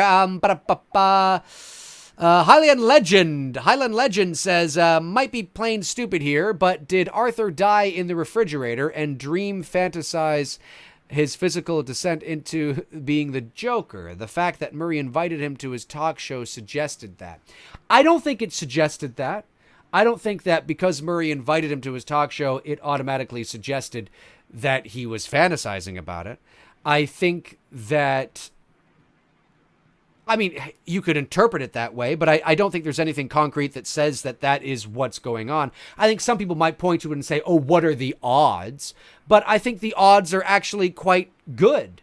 I think if Murray had called out of the blue and, and maybe, like if Murray had called out of the blue and said, oh, we heard about you being a local clown in the area. We'd like you to come on our show. That's a little strange. But there's a episode of Murray's show where he is playing video from Arthur's stand-up routine and making fun of him. So to then say, hey, you know what? We should get that guy on the show. Let's get that fucking guy on the show. Yeah, let's get. I think it's totally plausible. I didn't think that was not. That kind of stuff happens all the time. I mean, this is 1981's version of going viral. Do you know what I mean? So you have think about it. So if a YouTube video goes viral, Ellen's producers are on the phone going, hey, get that fucking. I want that person on here. Happens all the time. Well, this is 1981. And Arthur is doing stand-up. He's not very good. And he's doing stand-up. And, they happen to, somebody was in there or whatever. And they happen to, it was being recorded. And they happen to get a copy of it. And they're like, hey, check out this guy, right? And, and they made fun of him. And then after the show, he turned to his producer and was like, let's fucking get that guy on the show. So they called him. They got his number. They probably, fished around, called the club. Who is this guy? His name's Arthur Fleck. Where does he work? Oh, he works. They called, and you could totally say that his apartment was the third or fourth place that the producer called. Finally got a hold of him. So I think I don't find it as hard to believe as other people do. I don't know. That's how I see it anyway. Right there with you. Let's see here. Let's go back here, get somebody we haven't gotten. Andrew L. says, since the films are similar, how do you feel about De Niro's Taxi Driver? Always a classic in my eyes. De Niro's Taxi Driver is brilliant. One of my favorite movies of all time. Martin Scorsese, a very young Jodie Foster, who I think is only about 12 or 13 in that movie. Harvey Keitel is in that movie. I mean, isn't it Sybil Shepherd? Is it Sybil Shepherd? Yeah. Is that who it is? We should talk about on a show one night. You know what I mean? Yes. On Taxi Driver. Let's do that. I'm not going to talk about it too much now. Then let's do Taxi Driver because that's a fucking great movie. Yeah, that's basically everything that Dave just said. It's one of the best. It's up there with Clockwork and just fucking great Scorsese film. I mean, it's the movie that put Robert De Niro on the map. Now, you could say, well, Godfather Part 2 was, I think he was in 2, right? He wasn't in 1, I don't think. No, I think he was in 2. What year was Godfather Part 2? Part 1 was 73, wasn't it? Godfather 2 was 74. Yeah, okay. So I didn't even look it up. That's right. So you could say that The Godfather Part 2, but De Niro was part of a larger ensemble. And it was really Taxi Driver, which I think was 76, I think, that really set his career going. Yes. Yeah. Oh, Frank Riker, who's our buddy here. I think, Frank, you might have to come back to this question in a week. Because that literally that's our next video. And not to spoil what our next video is, but I hate not answering a super chat because he's asking us thoughts on the Curse of Poltergeist. Poltergeist is the next topic Dave and I are talking about next week. That was planned for our Scare October. That's a double feature, isn't it? I don't think we were doing. Oh yeah, LB. Were we doing LB and Poltergeist? I think so. Okay. I think so. We'll have to check. Yeah, because we were doing. Yeah, we'll talk after. So yeah, sorry, Frank, but we'll definitely hit you back with that question. Okay. Grave Warmer says Joker really. Thank you for the super chat, by the way. I can hear myself again. Yeah, that's what happens sometimes. Strange. Joker really makes me question if, when, and why I am or am not sympathizing with Arthur Fleck. The movie never really tells you how to feel, which I thought was very clever. That's true. That is true. Mm-hmm. Yep. I wish I wouldn't hear myself. Strange. It's just because Tony doesn't have his headphones in today because we were trying to trying to get the software to work and didn't want to tempt fate for me to unplug to put the headphones in because I was afraid it would fuck it up. Exactly. So if you hear an echo every so often of me, you won't hear Tony because I got the cans on, but you might hear an echo from me a little bit. So that's why. But no, I agree with that, and it's riding that line of do I empathize with him, do I sympathize with him, or do I not? Yep, 100% agree. All right, you pick one. Oh, let me scroll back up here.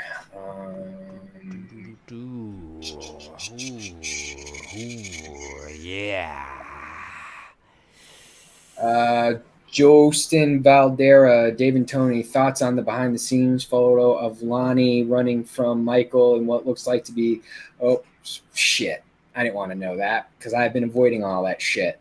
And what looks like a flashback sequence to the 78 film. I'm guessing will we see more? I don't like I just said, I'm avoiding any of that stuff. I feel personally for me, in part, what ruined the 2018 experience was reading shit on that and setting certain expectations for myself. And I made a commitment to avoid all that this year. Like I haven't watched Dave's videos or Wham's or any of the guys because I want to go into the new film with fresh eyes and just, not have any guesses or speculation. So I don't know how Dave wants to answer that question because I haven't looked, and I've seen those stories pop up as far as news articles, but I haven't looked at them themselves because I don't want to spoil whatever it is that you guys are seeing. I want to see whatever it is fresh for the first time on screen. So how do you want to handle that? I have videos on my channel. So if you go to my channel, you will see videos on my channel, even a playlist of Halloween Kills. All my thoughts are there. There you go. Let's see here. Hillian Legend, insensitizing the violence of the movie. I think I said that wrong. Of the movie. It basically goes against the hypocrisies and concealments of, man, my eyes are going bad, of ruling elite, which Arthur opposes. It was necessary. Oh, I think he's responding to someone there. I hate when that happens. When I thought it was a question, but I think he's responding to someone. I agree with what he said. Yeah, I agree with what he's saying, but I don't think that was a question. No, yeah. No, the violence in the movie was absolutely necessary, and it wasn't even that violent of a movie. God, no, in comparison to the shit else. As long as it serves the story, it's not gratuitous violence, it's not unnecessary, it's not extraneous, it's serving the story of the character. And these people that are walking away saying, I don't look, you're entitled to your opinion. You're entitled to not like it for these reasons. But if you're giving it a negative review and you're upset because it paints a bleak picture of what the world's like, sorry, that's what the fucking world's like. Yeah, You know, I said that on my Instagram Instagram stories when I shared my first reaction of how I felt about the movie. I said, if you're a part of the PC culture who is offended and sensitive to everything, this movie is not fucking for you. You're gonna need your safe space afterwards and play with your puppies to feel fine again, because it is because it's legit in your face, real fucking world. We're not going to sugarcoat shit. And if you're someone who's very sensitive to stuff, yep, this movie's going to fucking bother you. To the rest of us, we're going to be like, balls to the fucking wall, man. You did it. You fucking crushed it. And we get why you did it. So yeah, fucking, I immediately said that, yeah, that if you are on the PC side of things, yep, you're going to be fucking bothered with it. But my argument to them would be, look at every fucking horror movie that comes out in the course of the year. It's more violent than this film. The problem that you're having is it's hitting a nerve because it's hitting that nerve of realism. Right. And it's the reality of the world that we live in. I mean, this is, you know, it's a very sort of, yeah, I didn't find the darkness or the you know, the violence or the depressing nature of the movie. It's part of the story. I mean, there's this idea that, like, I remember reading this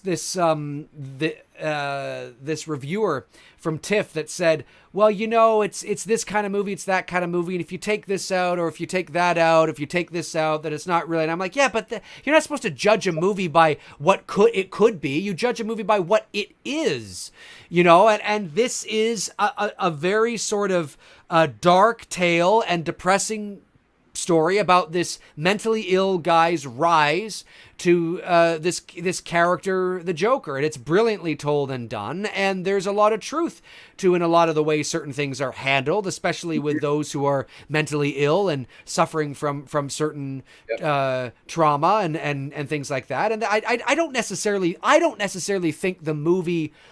I didn't watch the movie and think the movie was being preachy or telling or trying to, you know, paint a what's the word I'm looking for? Paint like this preachy and virtue signaling on the side of, you know, our world sucks, the mentally ill need more help, and it's just there. It just is. This is just a story about what's reality.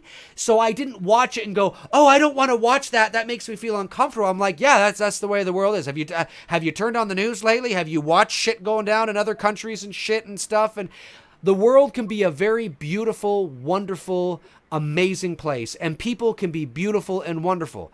But the world can also be a really dark, shitty, awful, disgusting place, and people can be downright fucking miserable pieces of trash that treat people like absolute garbage. And that and sometimes you know, if I could even say this, it's nice to see it. You know, it's like Rocky always said, the world ain't all sunshine and rainbows. It's a very mean and blah, blah, blah, blah, blah, blah. But that's what it is. And you're watching, and it's serving the story. So the violence and the depressive nature in terms of the tone and the character and the way that we're watching this character deal with these psychological issues that he has, that he's faced with in terms of how he's treated, is part of the story. You remove that, you have no movie. That's right. It's part of the movie. This isn't the Joker as we know. That's why you can take Joker out and tell this kind of a story with anybody. Yep. But you wouldn't necessarily, I'm not saying you as in Tony, I'm talking about the collective you. You wouldn't necessarily be interested in it. No. It's the Joker. It's the archetype of this evil bad guy that's getting you in the theater and makes telling this story more interesting, and you pay attention more because of the character. But it can apply to anybody and does in a lot of ways. Oh, you know? So big time. You know, I mean, that's why, as Tony said, it's so relatable. It's so relatable. And if you remove the title of this movie as Joker, somebody said this to me the other day when we saw it on Saturday, that if you took the title out of Joker and it was just Joaquin playing his character, most critics would probably praise him and love him, and also bringing the attention to the shit that's happening. But because it's Joker, but because it's part of this DC universe, I think it's triggered some of the reaction that that you're getting from certain people, and especially certain critics. And then, of course, you got the critics who are just clickbaiting, and they're going to try to get you in there, and they were already going into this movie with a negative response to it, because that's just how you get fucking views nowadays. You clickbait, right, and you be the person that's going to be like, what the fuck are you talking about? Because I would sit there with any true film critic. If you are a true, and you know the art of film and the art of cinematography, there's no fucking way that you're going to sit there and tell me objectively that this is not a powerful fucking movie. Sorry, I'm just not going to fuck, because otherwise you should get the fuck out of, being a critic, because I think you're doing it just to do it, to incite negativity so that you're drawing attention to yourself. Because most people that even just have normal common sense get what just happened there. Then you get the idiots out there who just, like I said, they look for attention. So they try to, cause controversy and say, well, this movie did this and we don't like it for this. And I'm wondering, really, do you really feel that way? Or is this fucking, let's get clicks? Yeah, well, I agree with that. Look, I mean, everybody has an opinion, right? The old saying that, opinions are like assholes. Everybody's got one. But as I've said before on this channel, there's a big difference between an opinion and an informed opinion. And there are people, there are critics that get online and critique movies, and the vast majority of their critiques are negative, or there are people that live and love being a contrarian. I'm not saying everybody, but they like it, they thrive on it, they create a brand around it. And they might know a lot of buzzwords. Their vocabulary is, they can use a lot of words and make themselves sound intelligent. But at the end of the day, there isn't anything they're really saying of any value. Like the critic that I read that said, well, if you take that out and you take this out and you take that out, you don't really have a movie. Yeah, no shit. And if you cut off Mike Tyson's arms, he's not going to be a good boxer. Like, what the fuck? That doesn't mean anything. That's right. Fucking stupid. That's a fucking stupid insight that you have, because it doesn't mean anything. If Joker had bad cinematography, if Joker had a bad story, because the story plays into the cinematography of making. And you know what? Yeah, and you know what? Great movie. If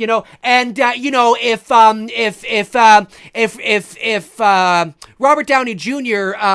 Was paralyzed, he couldn't be Iron Man. Yeah, but you know what? He's not paralyzed, so he is. Like, it's just fucking stupid. Yeah. This makes no sense. So there are a lot of critics that have wonderful things to say. They have knowledge of film history, and they have knowledge of the film industry, and they have knowledge of the filmmaking process. And those are the critics that are extremely insightful and that I tend to read, because they understand sort of the nuances and the details of storytelling and the filmmaking process. Right. But there are a lot of critics that will just say, I didn't like it, I thought it was shit. That doesn't mean anything. There's nothing there. There's no value. I didn't like it because it was too dark. Next. Like, it doesn't, that's not. There's no value to your opinion. Well, I mean, it's valuable to them, but it doesn't mean it. There's nothing. It's coming from a place of emotion rather than emotion, because opinion should come from a place of emotion. If you're critiquing film, because it is on how it made you feel, but there's a lot more to it than just that. Right. And that's sort of, I agree. There's a lot of critics that just like to be a contrarian. Super chat from Howard D. That's what we call them. Right. Howard D says, thanks for the super chat, Howard. Appreciate it. Keeping Arthur as Bruce's brother is Michael and Laurie shit, not ballsy, cliche as hell. I disagree 100%. Let's see here. Frank Riker says, D&T, thank you for the super chat, Frank. D&T, what character would you have a problem portraying as an actor? What character would you have a problem portraying as an actor? Character. I'm going to say Dorothy from The Wizard of Oz, because 1, I'm not a female. 2, I can't sing for the life of me. There you go. I think I would have trouble playing... I'm going to say I would have a lot of trouble playing a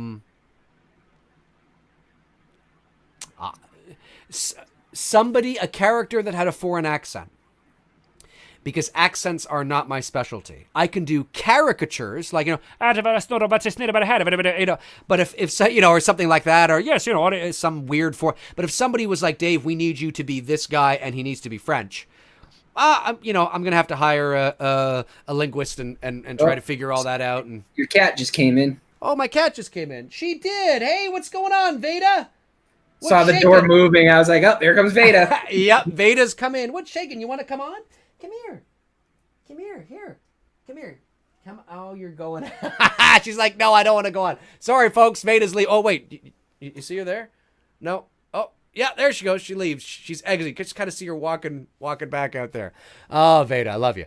So yeah, that would, I don't know a specific character, but accents would be like, oh, got to learn that accent. So if I was playing like a political figure from Britain or from France or something, or just a figure in pop culture that had to have an accent of some sort, that might be a bit tricky, but yeah. Let's see here. Wait a minute, did I miss any super chat? I don't think I did. I did. Grave Warmer. So the word isn't how Karen Strode depicted it. So the world isn't how Karen Strode depicted it? I don't get that question. Grave, I'm not sure what you're talking about there, buddy. I think there's something missing from your question, dude. Maybe there's one above it. Nick has super chat, says thoughts on Scorsese's King of Comedy. I really liked it. I haven't seen it in years though. I didn't get a chance to brush up on it prior to seeing Joker, but I kind of now want to go back. Maybe we could do like a Taxi Driver Kings of Comedy night. Maybe. That'd be a good double. That's not a bad double. Feature. Yeah, that's a good double. Yeah, we'll think about that. Catherine, Dave, have you seen the new Nag Myers mask? It's Castle stretch mask. Yeah, I do know the mask he's talking about because I follow Nag on Facebook. I have seen it. It's beautiful, and I'm thinking about potentially ordering one. I haven't yet, but I would love to get that one. That's a beauty. That's a beauty. Somebody needs to send me that link in Instagram. DM me that. I haven't seen it. I'd like to see it. I would display it up there somewhere, and I would take shots of myself in the mask. Yeah, it's great stuff. Let's see here. Hey, nobody, what do you guys think about Rob Zombie's Halloween movies? We have a video on the channel, an episode of Two Dudes and Some Bullshit, where we talk about both Rob Zombie's Halloween 1 and 2. Go onto my channel, go back to the show, and you'll find, I forget what episode it is. 2 hours on that for you. Yeah, there's 2 hours on it. But in a nutshell, yeah. There you go. Okay, let's see. Mark McCatherine says, Dave, have you seen the new... Oh, that's the one you just read that one, yeah. Robert Thidoff says, do you think any car would have been popular for Back to the Future because it was such a classic film? I think so. I think they could have... I mean, they chose the DeLorean because of the irony of it, because it was a car that just did not go anywhere and do very well. Right. So it was ironic that they chose that's why it's like a DeLorean. I think you hear him say that, like a DeLorean or something. So it's the irony of it. But I think in theory, I think they could have used a Camaro or a Corvette or any car. They could use a fucking station wagon and it probably would have worked. Can you imagine trying to dock saying, get this station wagon to 88 miles per hour? But it's specifically the station wagon from Vacation. It's the family truckster. There you go. All right, we'll go for a few more minutes. Let's see here.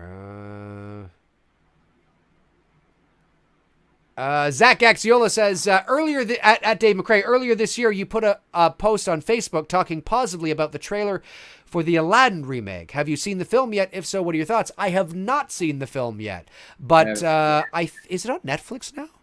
I don't know if it's on Netflix or not. Maybe it is, but I'm gonna probably won't hit Netflix. I'll probably go to DC. Right. Disney. Yeah. Thing. Yep. That's right.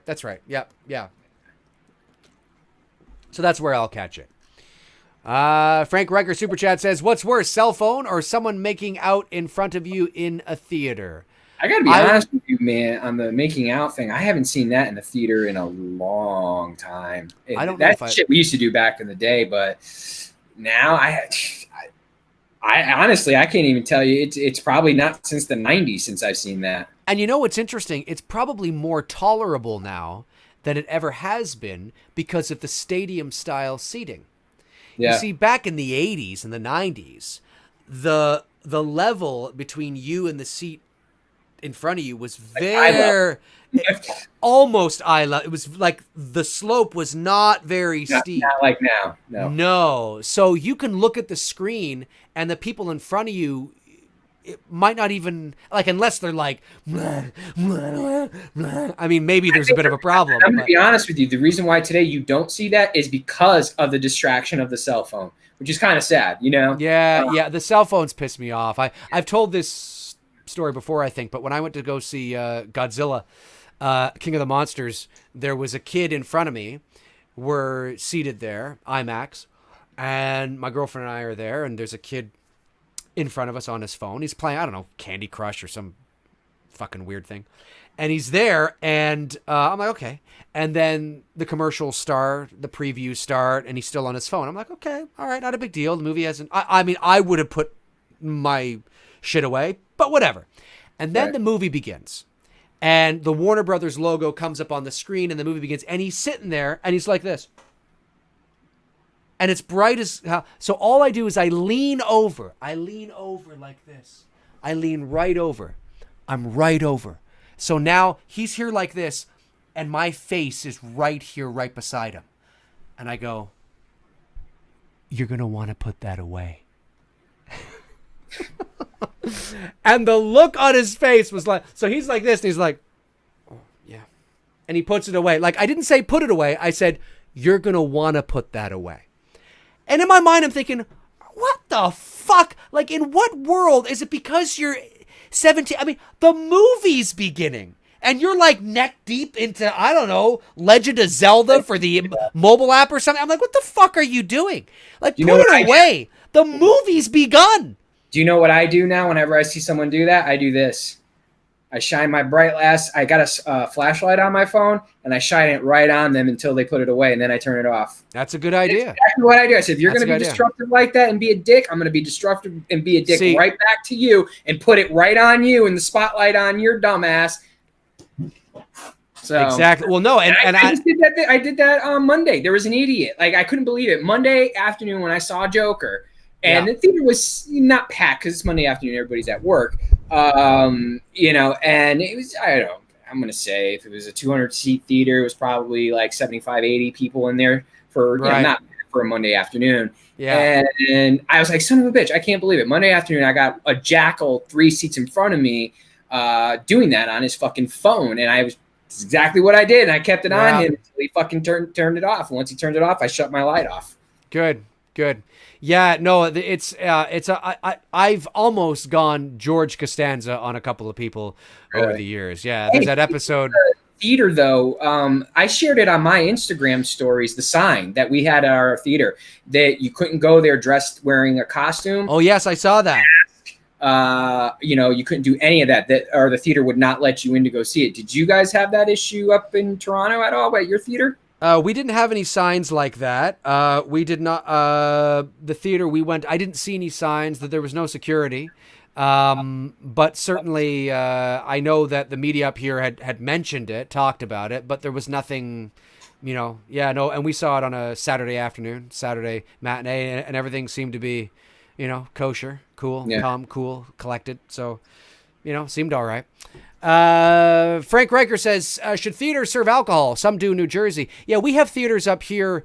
We have what's called we have several theaters in Toronto. They're called VIP theaters, and you can, it's part of the regular Cineplex is the main chain up here, and they have Cineplex VIP theaters where you go and you're in like big lounge chairs, like they serve you dinner, Lazy Boys, shit, dinner, alcohol, shit like that. I've been to one. That's what I go to. It's called the Movie Tavern, and waitresses come up to you when you're sitting there. You order a full blown meal or beer or whatever. and they serve it. I like it. I feel like, hey man, I'm at home chilling, whatever. And like you said, there's enough spacing between you. You're not like overcrowding, and you got the whole combo dinner date thing. You know what I mean? So yeah, exactly. I've only been to it once, but and it was actually funny enough. I saw the first Godzilla movie from 2014. That's where I went, and that was fun. But I haven't been back because it's like 20 something bucks a ticket, and yeah, and it's not like it's IMAX, right? Like I would rather spend 20 bucks a ticket on IMAX, than just okay, I'm gonna get a drink, or food. I mean, on occasion I'll do it because it's fun, but it's not my regular theater that I'm gonna go to. Yeah. Brandon Gregory, thank you, Brandon, says in Joker, how cool was the Gary Glitters Rock and Roll Part 2? I never would have thought of it, but it gave me chills. Yeah, well, we were talking about that earlier, and I think it was a deliberate creative choice, not just because it's a cool song, but because I believe the bigger man that Arthur killed in his apartment, there was, the little guy and the big guy. I believe the bigger guy was possibly sexually abusive to Arthur, or physically, sexually, maybe even emotionally. And unfortunately, the scene that follows that is him in his Joker outfit dancing on the stairs. He's free. He's exhilarated. And Gary Glitter, unfortunately, was found guilty of child pornography back in the 90s. And I think, and the large man that's in the movie would always look at Arthur and call him his boy. He's like, yeah, no, it's okay. Take it. You're my boy, right? You're my boy. Or it's just the way he says it a couple of times. There's a shot when he's about to give or prior to giving the gun to Arthur, where it's how it's framed, because Arthur is seated, and the big guy is standing, and they cut to sort of a wide shot, and Arthur's face is like right at the guy's crotch, and that's very, it's subliminal messaging, sexual innuendos, a lot of things like that. So I think there was something going on there. And because why did he kill him? Like, what would be the point of killing him? I mean, we know why he went over to his apartment. He wants the gun so the cops don't trace it back to him, right? That's why but why did Arthur kill him? Well, obviously there's some serious fucking shit going on. And then kissing the little guy in the head, saying, throwing him under the bus. 100%. And then Gary Glitter's song playing, he's free. It's uncomfortable to talk about, uncomfortable to think about. But let's not forget, you have to pay to use that song. I mean, they don't just go, oh, this sounds nice, let's throw it. No, you made a conscious creative choice to seek the song out, to play the song, to pay for the song. I mean, that's how I see it. So, but you can look at it too, if you didn't want to look at it so dark. This is the beauty of this film, because there's the way Dave sees it. You can also look at it that if you didn't interpret that way, that it's just Arthur is, to him, that song is just the most badass song ever, and it's his jam to get his groove on, while the rest of us are like, really? Rock and Roll Part 2? This is the shit that you're rocking out to? But to him, it's his, like, and when you think about Arthur's personality, and be like, yeah, I could see that would be Arthur's jam to fucking rock out to. You know what I mean? So there's different ways that you can interpret that, and that's what the beauty of this film is. For sure. That's what I love about it. Yep. Super chat, Tommy Ricknell, thank you, Tommy, says, just saw Planes, Trains, and Automobiles for the first time. Oh my God, I wish I could watch that for the first time again. Great 80s movie with a great soundtrack, that Kevin Bacon cameo. Planes, Trades, and Automobiles. Funny enough, this coming weekend, by the way, for those of you that don't know, this coming weekend is the Canadian Thanksgiving. So our Thanksgiving is the second weekend in October. So this Sunday, I'll be having the turkey dinner and all that kind of stuff. And my girlfriend and I are going to watch Planes, Trains, and Automobiles because it's a Thanksgiving movie. It's the American Thanksgiving, but it's a Thanksgiving movie. So it's my favorite, arguably my favorite comedy of all time. It's my favorite John Candy movie, and it is arguably my favorite comedy of all time, up there with The First Vacation. And I mean, it's hard to believe we're coming up on 20. How many years now since he passed away? 20. No, he passed away in March of 1994. So it's been 25 years. 25 years. So we're 25 years, man. I can't believe it's been 25 years since he's been gone. It's unfortunate because I could go for a good John Candy comedy movie. You know what I mean? Oh yes. He was so fucking good. I mean, he's a legend, born right here in Toronto. and started with The Second City, which is still here in Toronto. And I mean, just, you know, one of his first movies was the original Vacation, where he had the cameo at the end as the security guard. And then I believe, I believe his first starring role, was Summer Rental, which was, I think, a year or two later. And that was all right. It was all right. But yeah, I mean, amazing, that movie. Love it. Del Griffith, shower curtain rings. No, he says, what does he say? He says, Del Griffith, American Light and Fixture, shower curtain ring division, the best in the world. And my brother Neil and I are always like, the shower curtain ring division. Right. There's a division for shower curtain ring salesmen. I love it. It's so fucking great. He's got a wallet and everything with shower curtain rings. It's so absurd. It's hilarious. I just love it. It's a great movie. I love watching every Thanksgiving around, in and around Thanksgiving time. Yeah, that's what we're doing this weekend. We're having our turkey, our pumpkin pie, and watching some planes, trains, and automobiles. So it's going to be fun. Nick says, Dave, is a video review of us happening soon? Probably not, because I don't do formal movie reviews on my channel. But Tony and I don't know, we might talk about Us maybe as a combo. We could do a peel night, do Us and Get Out. Yeah, maybe something like that. I did finally see it a couple of weeks ago. And I thought it was all right. I didn't like it as much as I liked Get Out, though. I liked Get Out same better. Way. I liked Us. It's creative. Fine. It's fine. Get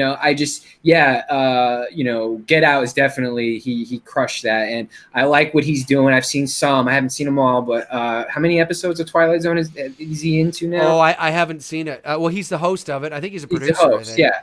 But I know he's part of the creative process of it, I believe so, yes. I've seen a couple things from that. I don't know how many they're into now, but I liked it. Everything that he's doing right now is good, and I think Universal just gave him a 2-picture deal or some shit like that, or whatever. Something like that. I don't know if it was Universal. It's good shit, and I'm looking forward to seeing more from Jordan. Yeah, exactly. Yeah. Michael Myers says, what is the reason why you like Godzilla King of the Monsters better than Godzilla 2014? Never say shit. What do you mean? I know. He's talking now all of a sudden? He's typing. It's true. Loophole. He's typing. And are you going to see Kong vs. Godzilla? Well, I actually like Godzilla 2014. I like the seriousness of the movie and how grounded in reality it felt, but there just wasn't enough Godzilla. And when there wasn't. Let me rephrase that. Actually, the characters were not good characters. They were boring and one-dimensional characters. And by the time Bryan Cranston kicked the bucket, spoiler alert, we were left with cookie-cutter, paper-thin characters. And and if you're going to do the Jaws effect, where you show the main antagonist and you dangle the carrot for the vast majority of the movie, then you better make sure your characters are really fleshed out, three-dimensional, and interesting to watch. In the movie Jaws, they don't show the shark primarily because of technical, difficulties. But 3 strong characters that anchored it. Exactly. Roy Scheider, Robert Shaw, and Richard Dreyfuss were their characters were beautifully fleshed out, rich, and you didn't care that the shark was not on the screen because everything else that was going on was so rich and fleshed out and fulfilled and interesting, and you had powerful characters to keep your attention there. With Godzilla 2019, Godzilla King of the Monsters, you had much more Godzilla, much more monsters. The characters were still paper thin, but it didn't matter because you had the spectacle of the monsters. So it was like it was what I expected, right? So that's why I liked it more. I was entertained more. The characters were, one-dimensional, cookie-cutter, typical characters, but it didn't bother me because I was so enamored with the spectacle of what was going on. It was like watching Independence Day. Yeah. It's like, they're just like those types of characters, like, and that's why I like it better. And am I excited for Godzilla versus Kong? Yeah, I'm Team Godzilla though, all the way. I'm Team Kong, so that should be. We could have a lot of fun with that. We're definitely gonna have fun with that. Yeah. Super Ryu. Hey Tony, where did you get? Are you talking about the Scream shirt that I wore on our Scream episode with Drew on the back and Ghostface on the front? I actually just got that at Hot Topic at the Mall of Georgia. So I'm guessing if they had it there, I'm going to assume wherever you are with Hot Topic, they'll probably have it there. If not, you probably get it online at Hot Topic's website. Yeah. I got a store, so that's where you can get that. Cool. Sure. We have a Hot Topic here, so I'll have to check that out. You guys got pretty much everything we have, right? Spencer's Hot Topic. Spencer's Hot Topic, pretty much. I mean, there are a lot of fast food chains that you have that we don't have. Like we have your staples, like your Wendy's and your Burger King and your McDonald's and your Taco Bell and your Kentucky Fried Chicken and that's basically everything that we have. Yeah, like we have all that, but like your In-N-Out burgers or your Jack in the Box or your like all those types of things, we don't have them up here. Not yet anyway. And Target came up here for about a year and nobody was going to Target because they priced themselves higher than Walmart. And it was like, what are you doing? That's the same way here. Yeah, so everybody just went to Walmart and they were like, okay, so Target pulled out. So now we don't have Target here now. So when I go to the States and I see a Target, I'm like, I want to check that out. Just out of curiosity, what's Walmart like for you guys at 2:00 in the morning? Because it's a fucking shit show down here. If you ever go to Walmart in the States at 2:00 in the morning, especially if you live in a real redneck area, you want to see some funny shit, go to a Walmart 2:00 in the morning. You're going to see some funny shit. Well, to be honest with you, I don't know. Walmart up here is huge.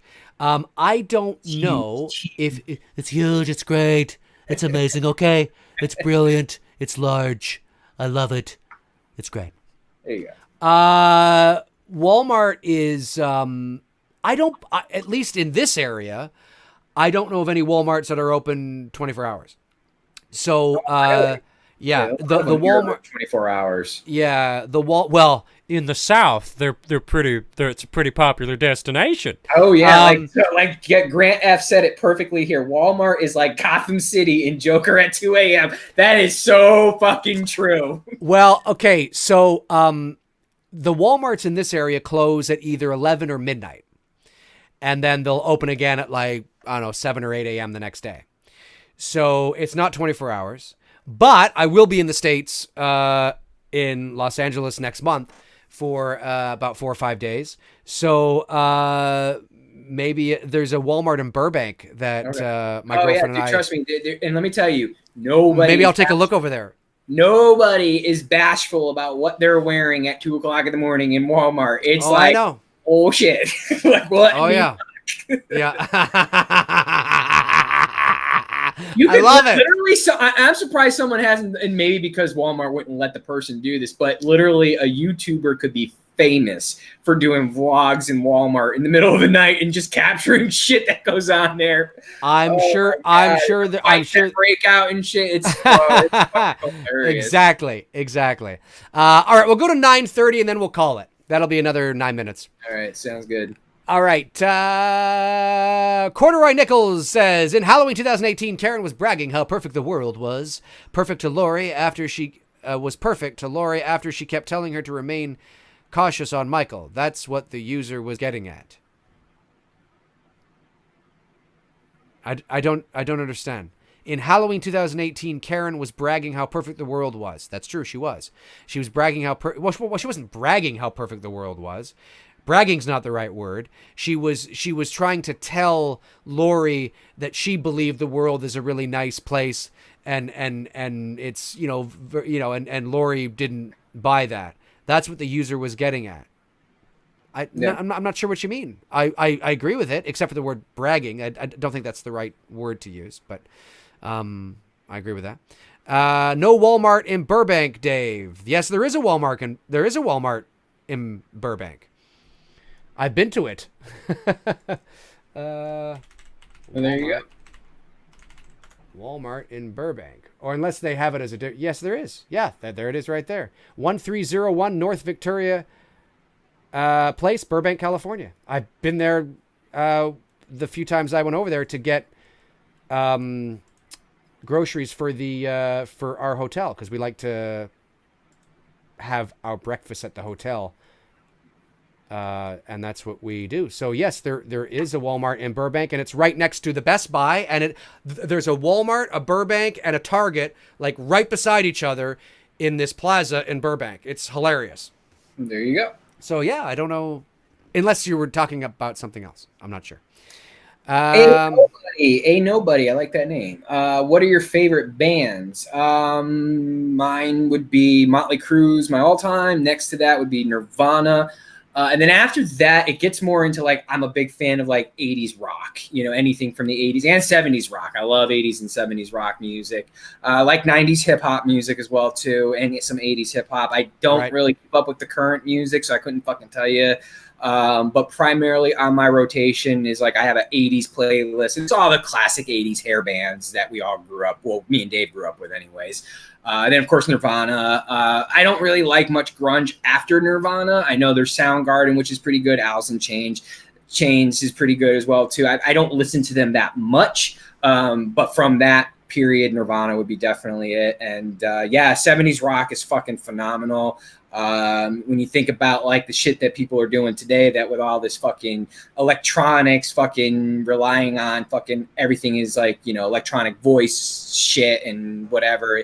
These guys were doing this shit with auto-tune. That's what I was thinking of. They didn't have that shit. They went in and fucking, they played their instruments and they nailed the fucking take. You know what I mean? There wasn't this fucking retake and like, and I think that's why music from the 80s and the 70s, and even some of what my parents grew up with in the 50s and 60s is more revered because these people had to fucking get that shit in one fucking take. Nowadays you can become more lax, when you have, technology on your side where you're like, oh, I didn't like that. Let me go back and do it again. I didn't like that. Let me go back and do it again.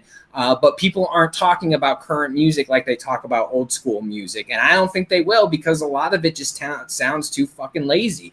And it's the same thing with photography. I have this discussion with photographers all the time about how I think if you're going to get into that craft, you should learn how to develop your own film because you will appreciate the photograph that you are taking that much more because that shit's costing you fucking money to do. And you'll better your skills. And that's the same 100%. with musicians. So, Dave, favorite bands? Favorite bands in general? Yeah, music-wise. Well, I'm not I'll be honest, I'm not a big band person. My favorite band would probably be AC/DC. And that could be misconstrued as you're like Glenn Miller. That's true. I'm not a big band guy, but my favorite band of all time is AC/DC. And the other day. Yeah, but I just like music. I don't follow anybody. There's a lot of songs that I'll hear that I have no idea who it is, but I recognize the song. I like everything from top 40 to, dance, techno, R&B, hip hop to, whatever. Like, I mean, as long as it's got I don't care who it is, as long as if it's got a good beat, it got a good melody, right down to 50s, the 60s, the 70s. Like in my car, I got satellite radio and I'm always on the 50s, the 60s, the 80s, the 70s. Like I'm very rarely, I don't know, like, whatever hits me. There isn't a band that I particularly follow. I hate to say it, but I go deep too with my 80s music. Like if you're an 80s, like a true 80s fan, I'm not talking like big names like GNR, Poison, Motley, Whitesnake, Metallica. Those are all the big names, man. I go deep into it, like with fucking even groups like Steelheart. Okay. Like, you know what I mean? Like you have to be an 80s buff. And I am. I love 80s music. There's just something about 80s music. Doesn't matter if it's metal, rock, or hip hop.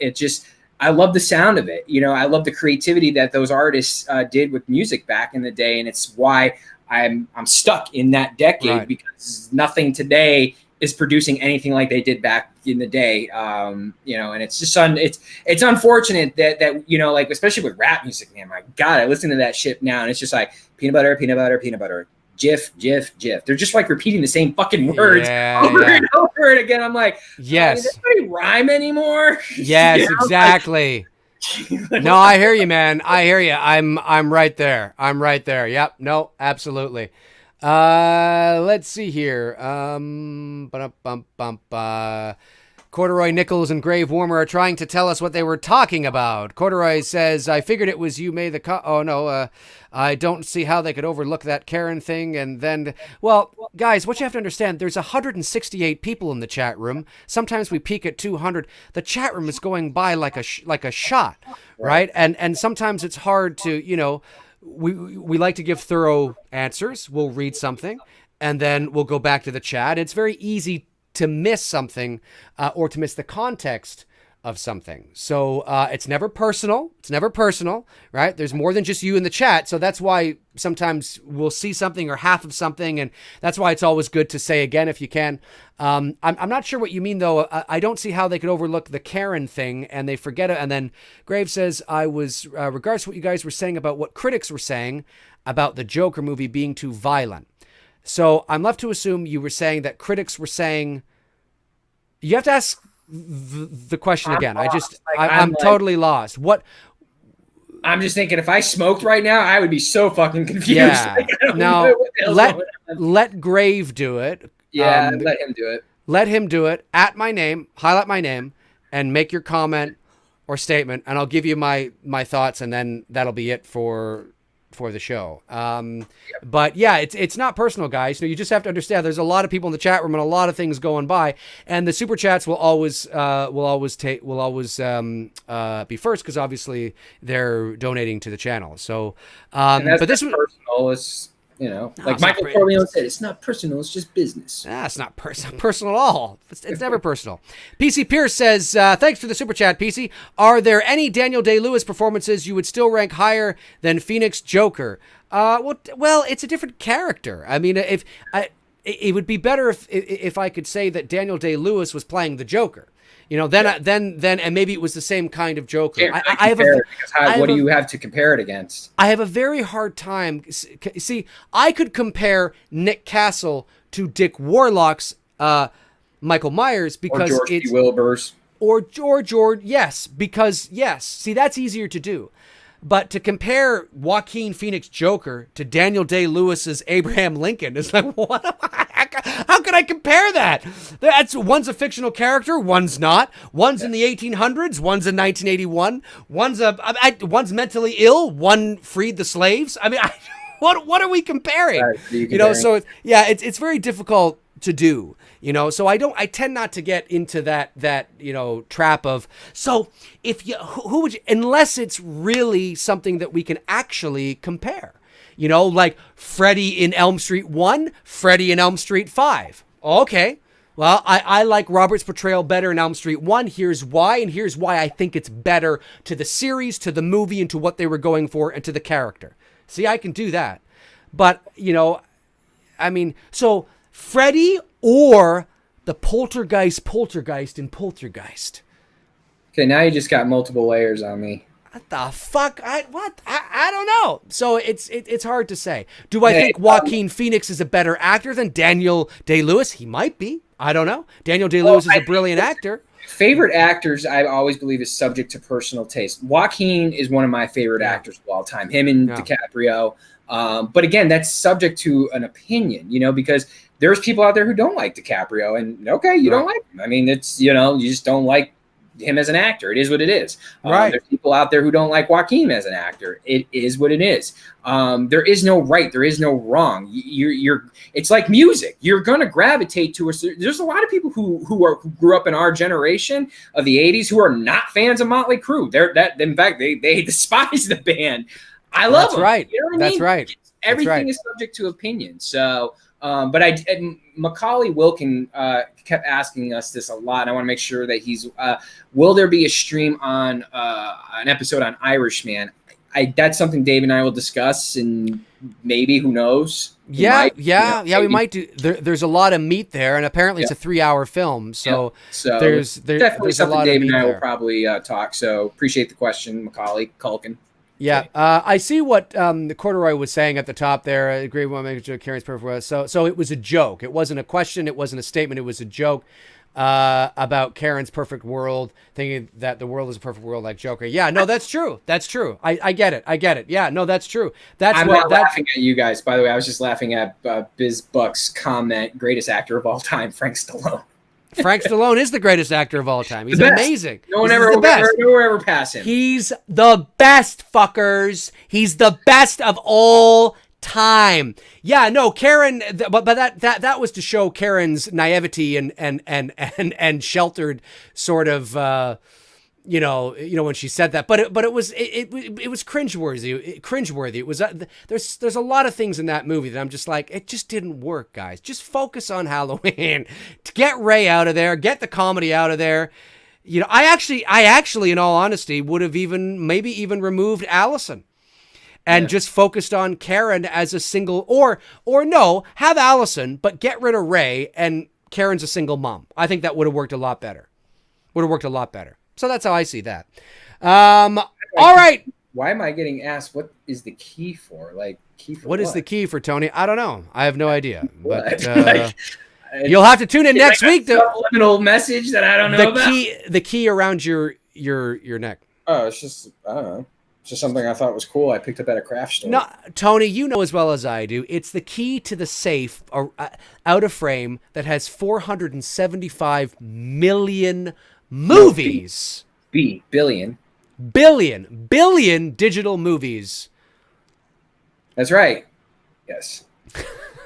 I don't know. It was cool. I thought it was neat, crafty. You know, great stuff. It's on a soft necklace, whatever. Exactly. That's cool. Fucking why not? Buy it. Why not? Yep, that's right. It's the key to his heart, ladies. The key to his heart. Oh, but I'm bumping. All right, folks, that's going to do it for episode 41 of Two Dudes and Some Bullshit. Thank you for tuning in. My name's Dave McRae. He's Tony Michael. And this was a lot of fun talking Joker. Michael Myers says Hell Hydra. What the fuck? It was fun stuff, man. This was a great conversation, great show. And next week, Tony and I will be back on Monday. Sort of what we're talking kind of, but we'll let them gnaw on it.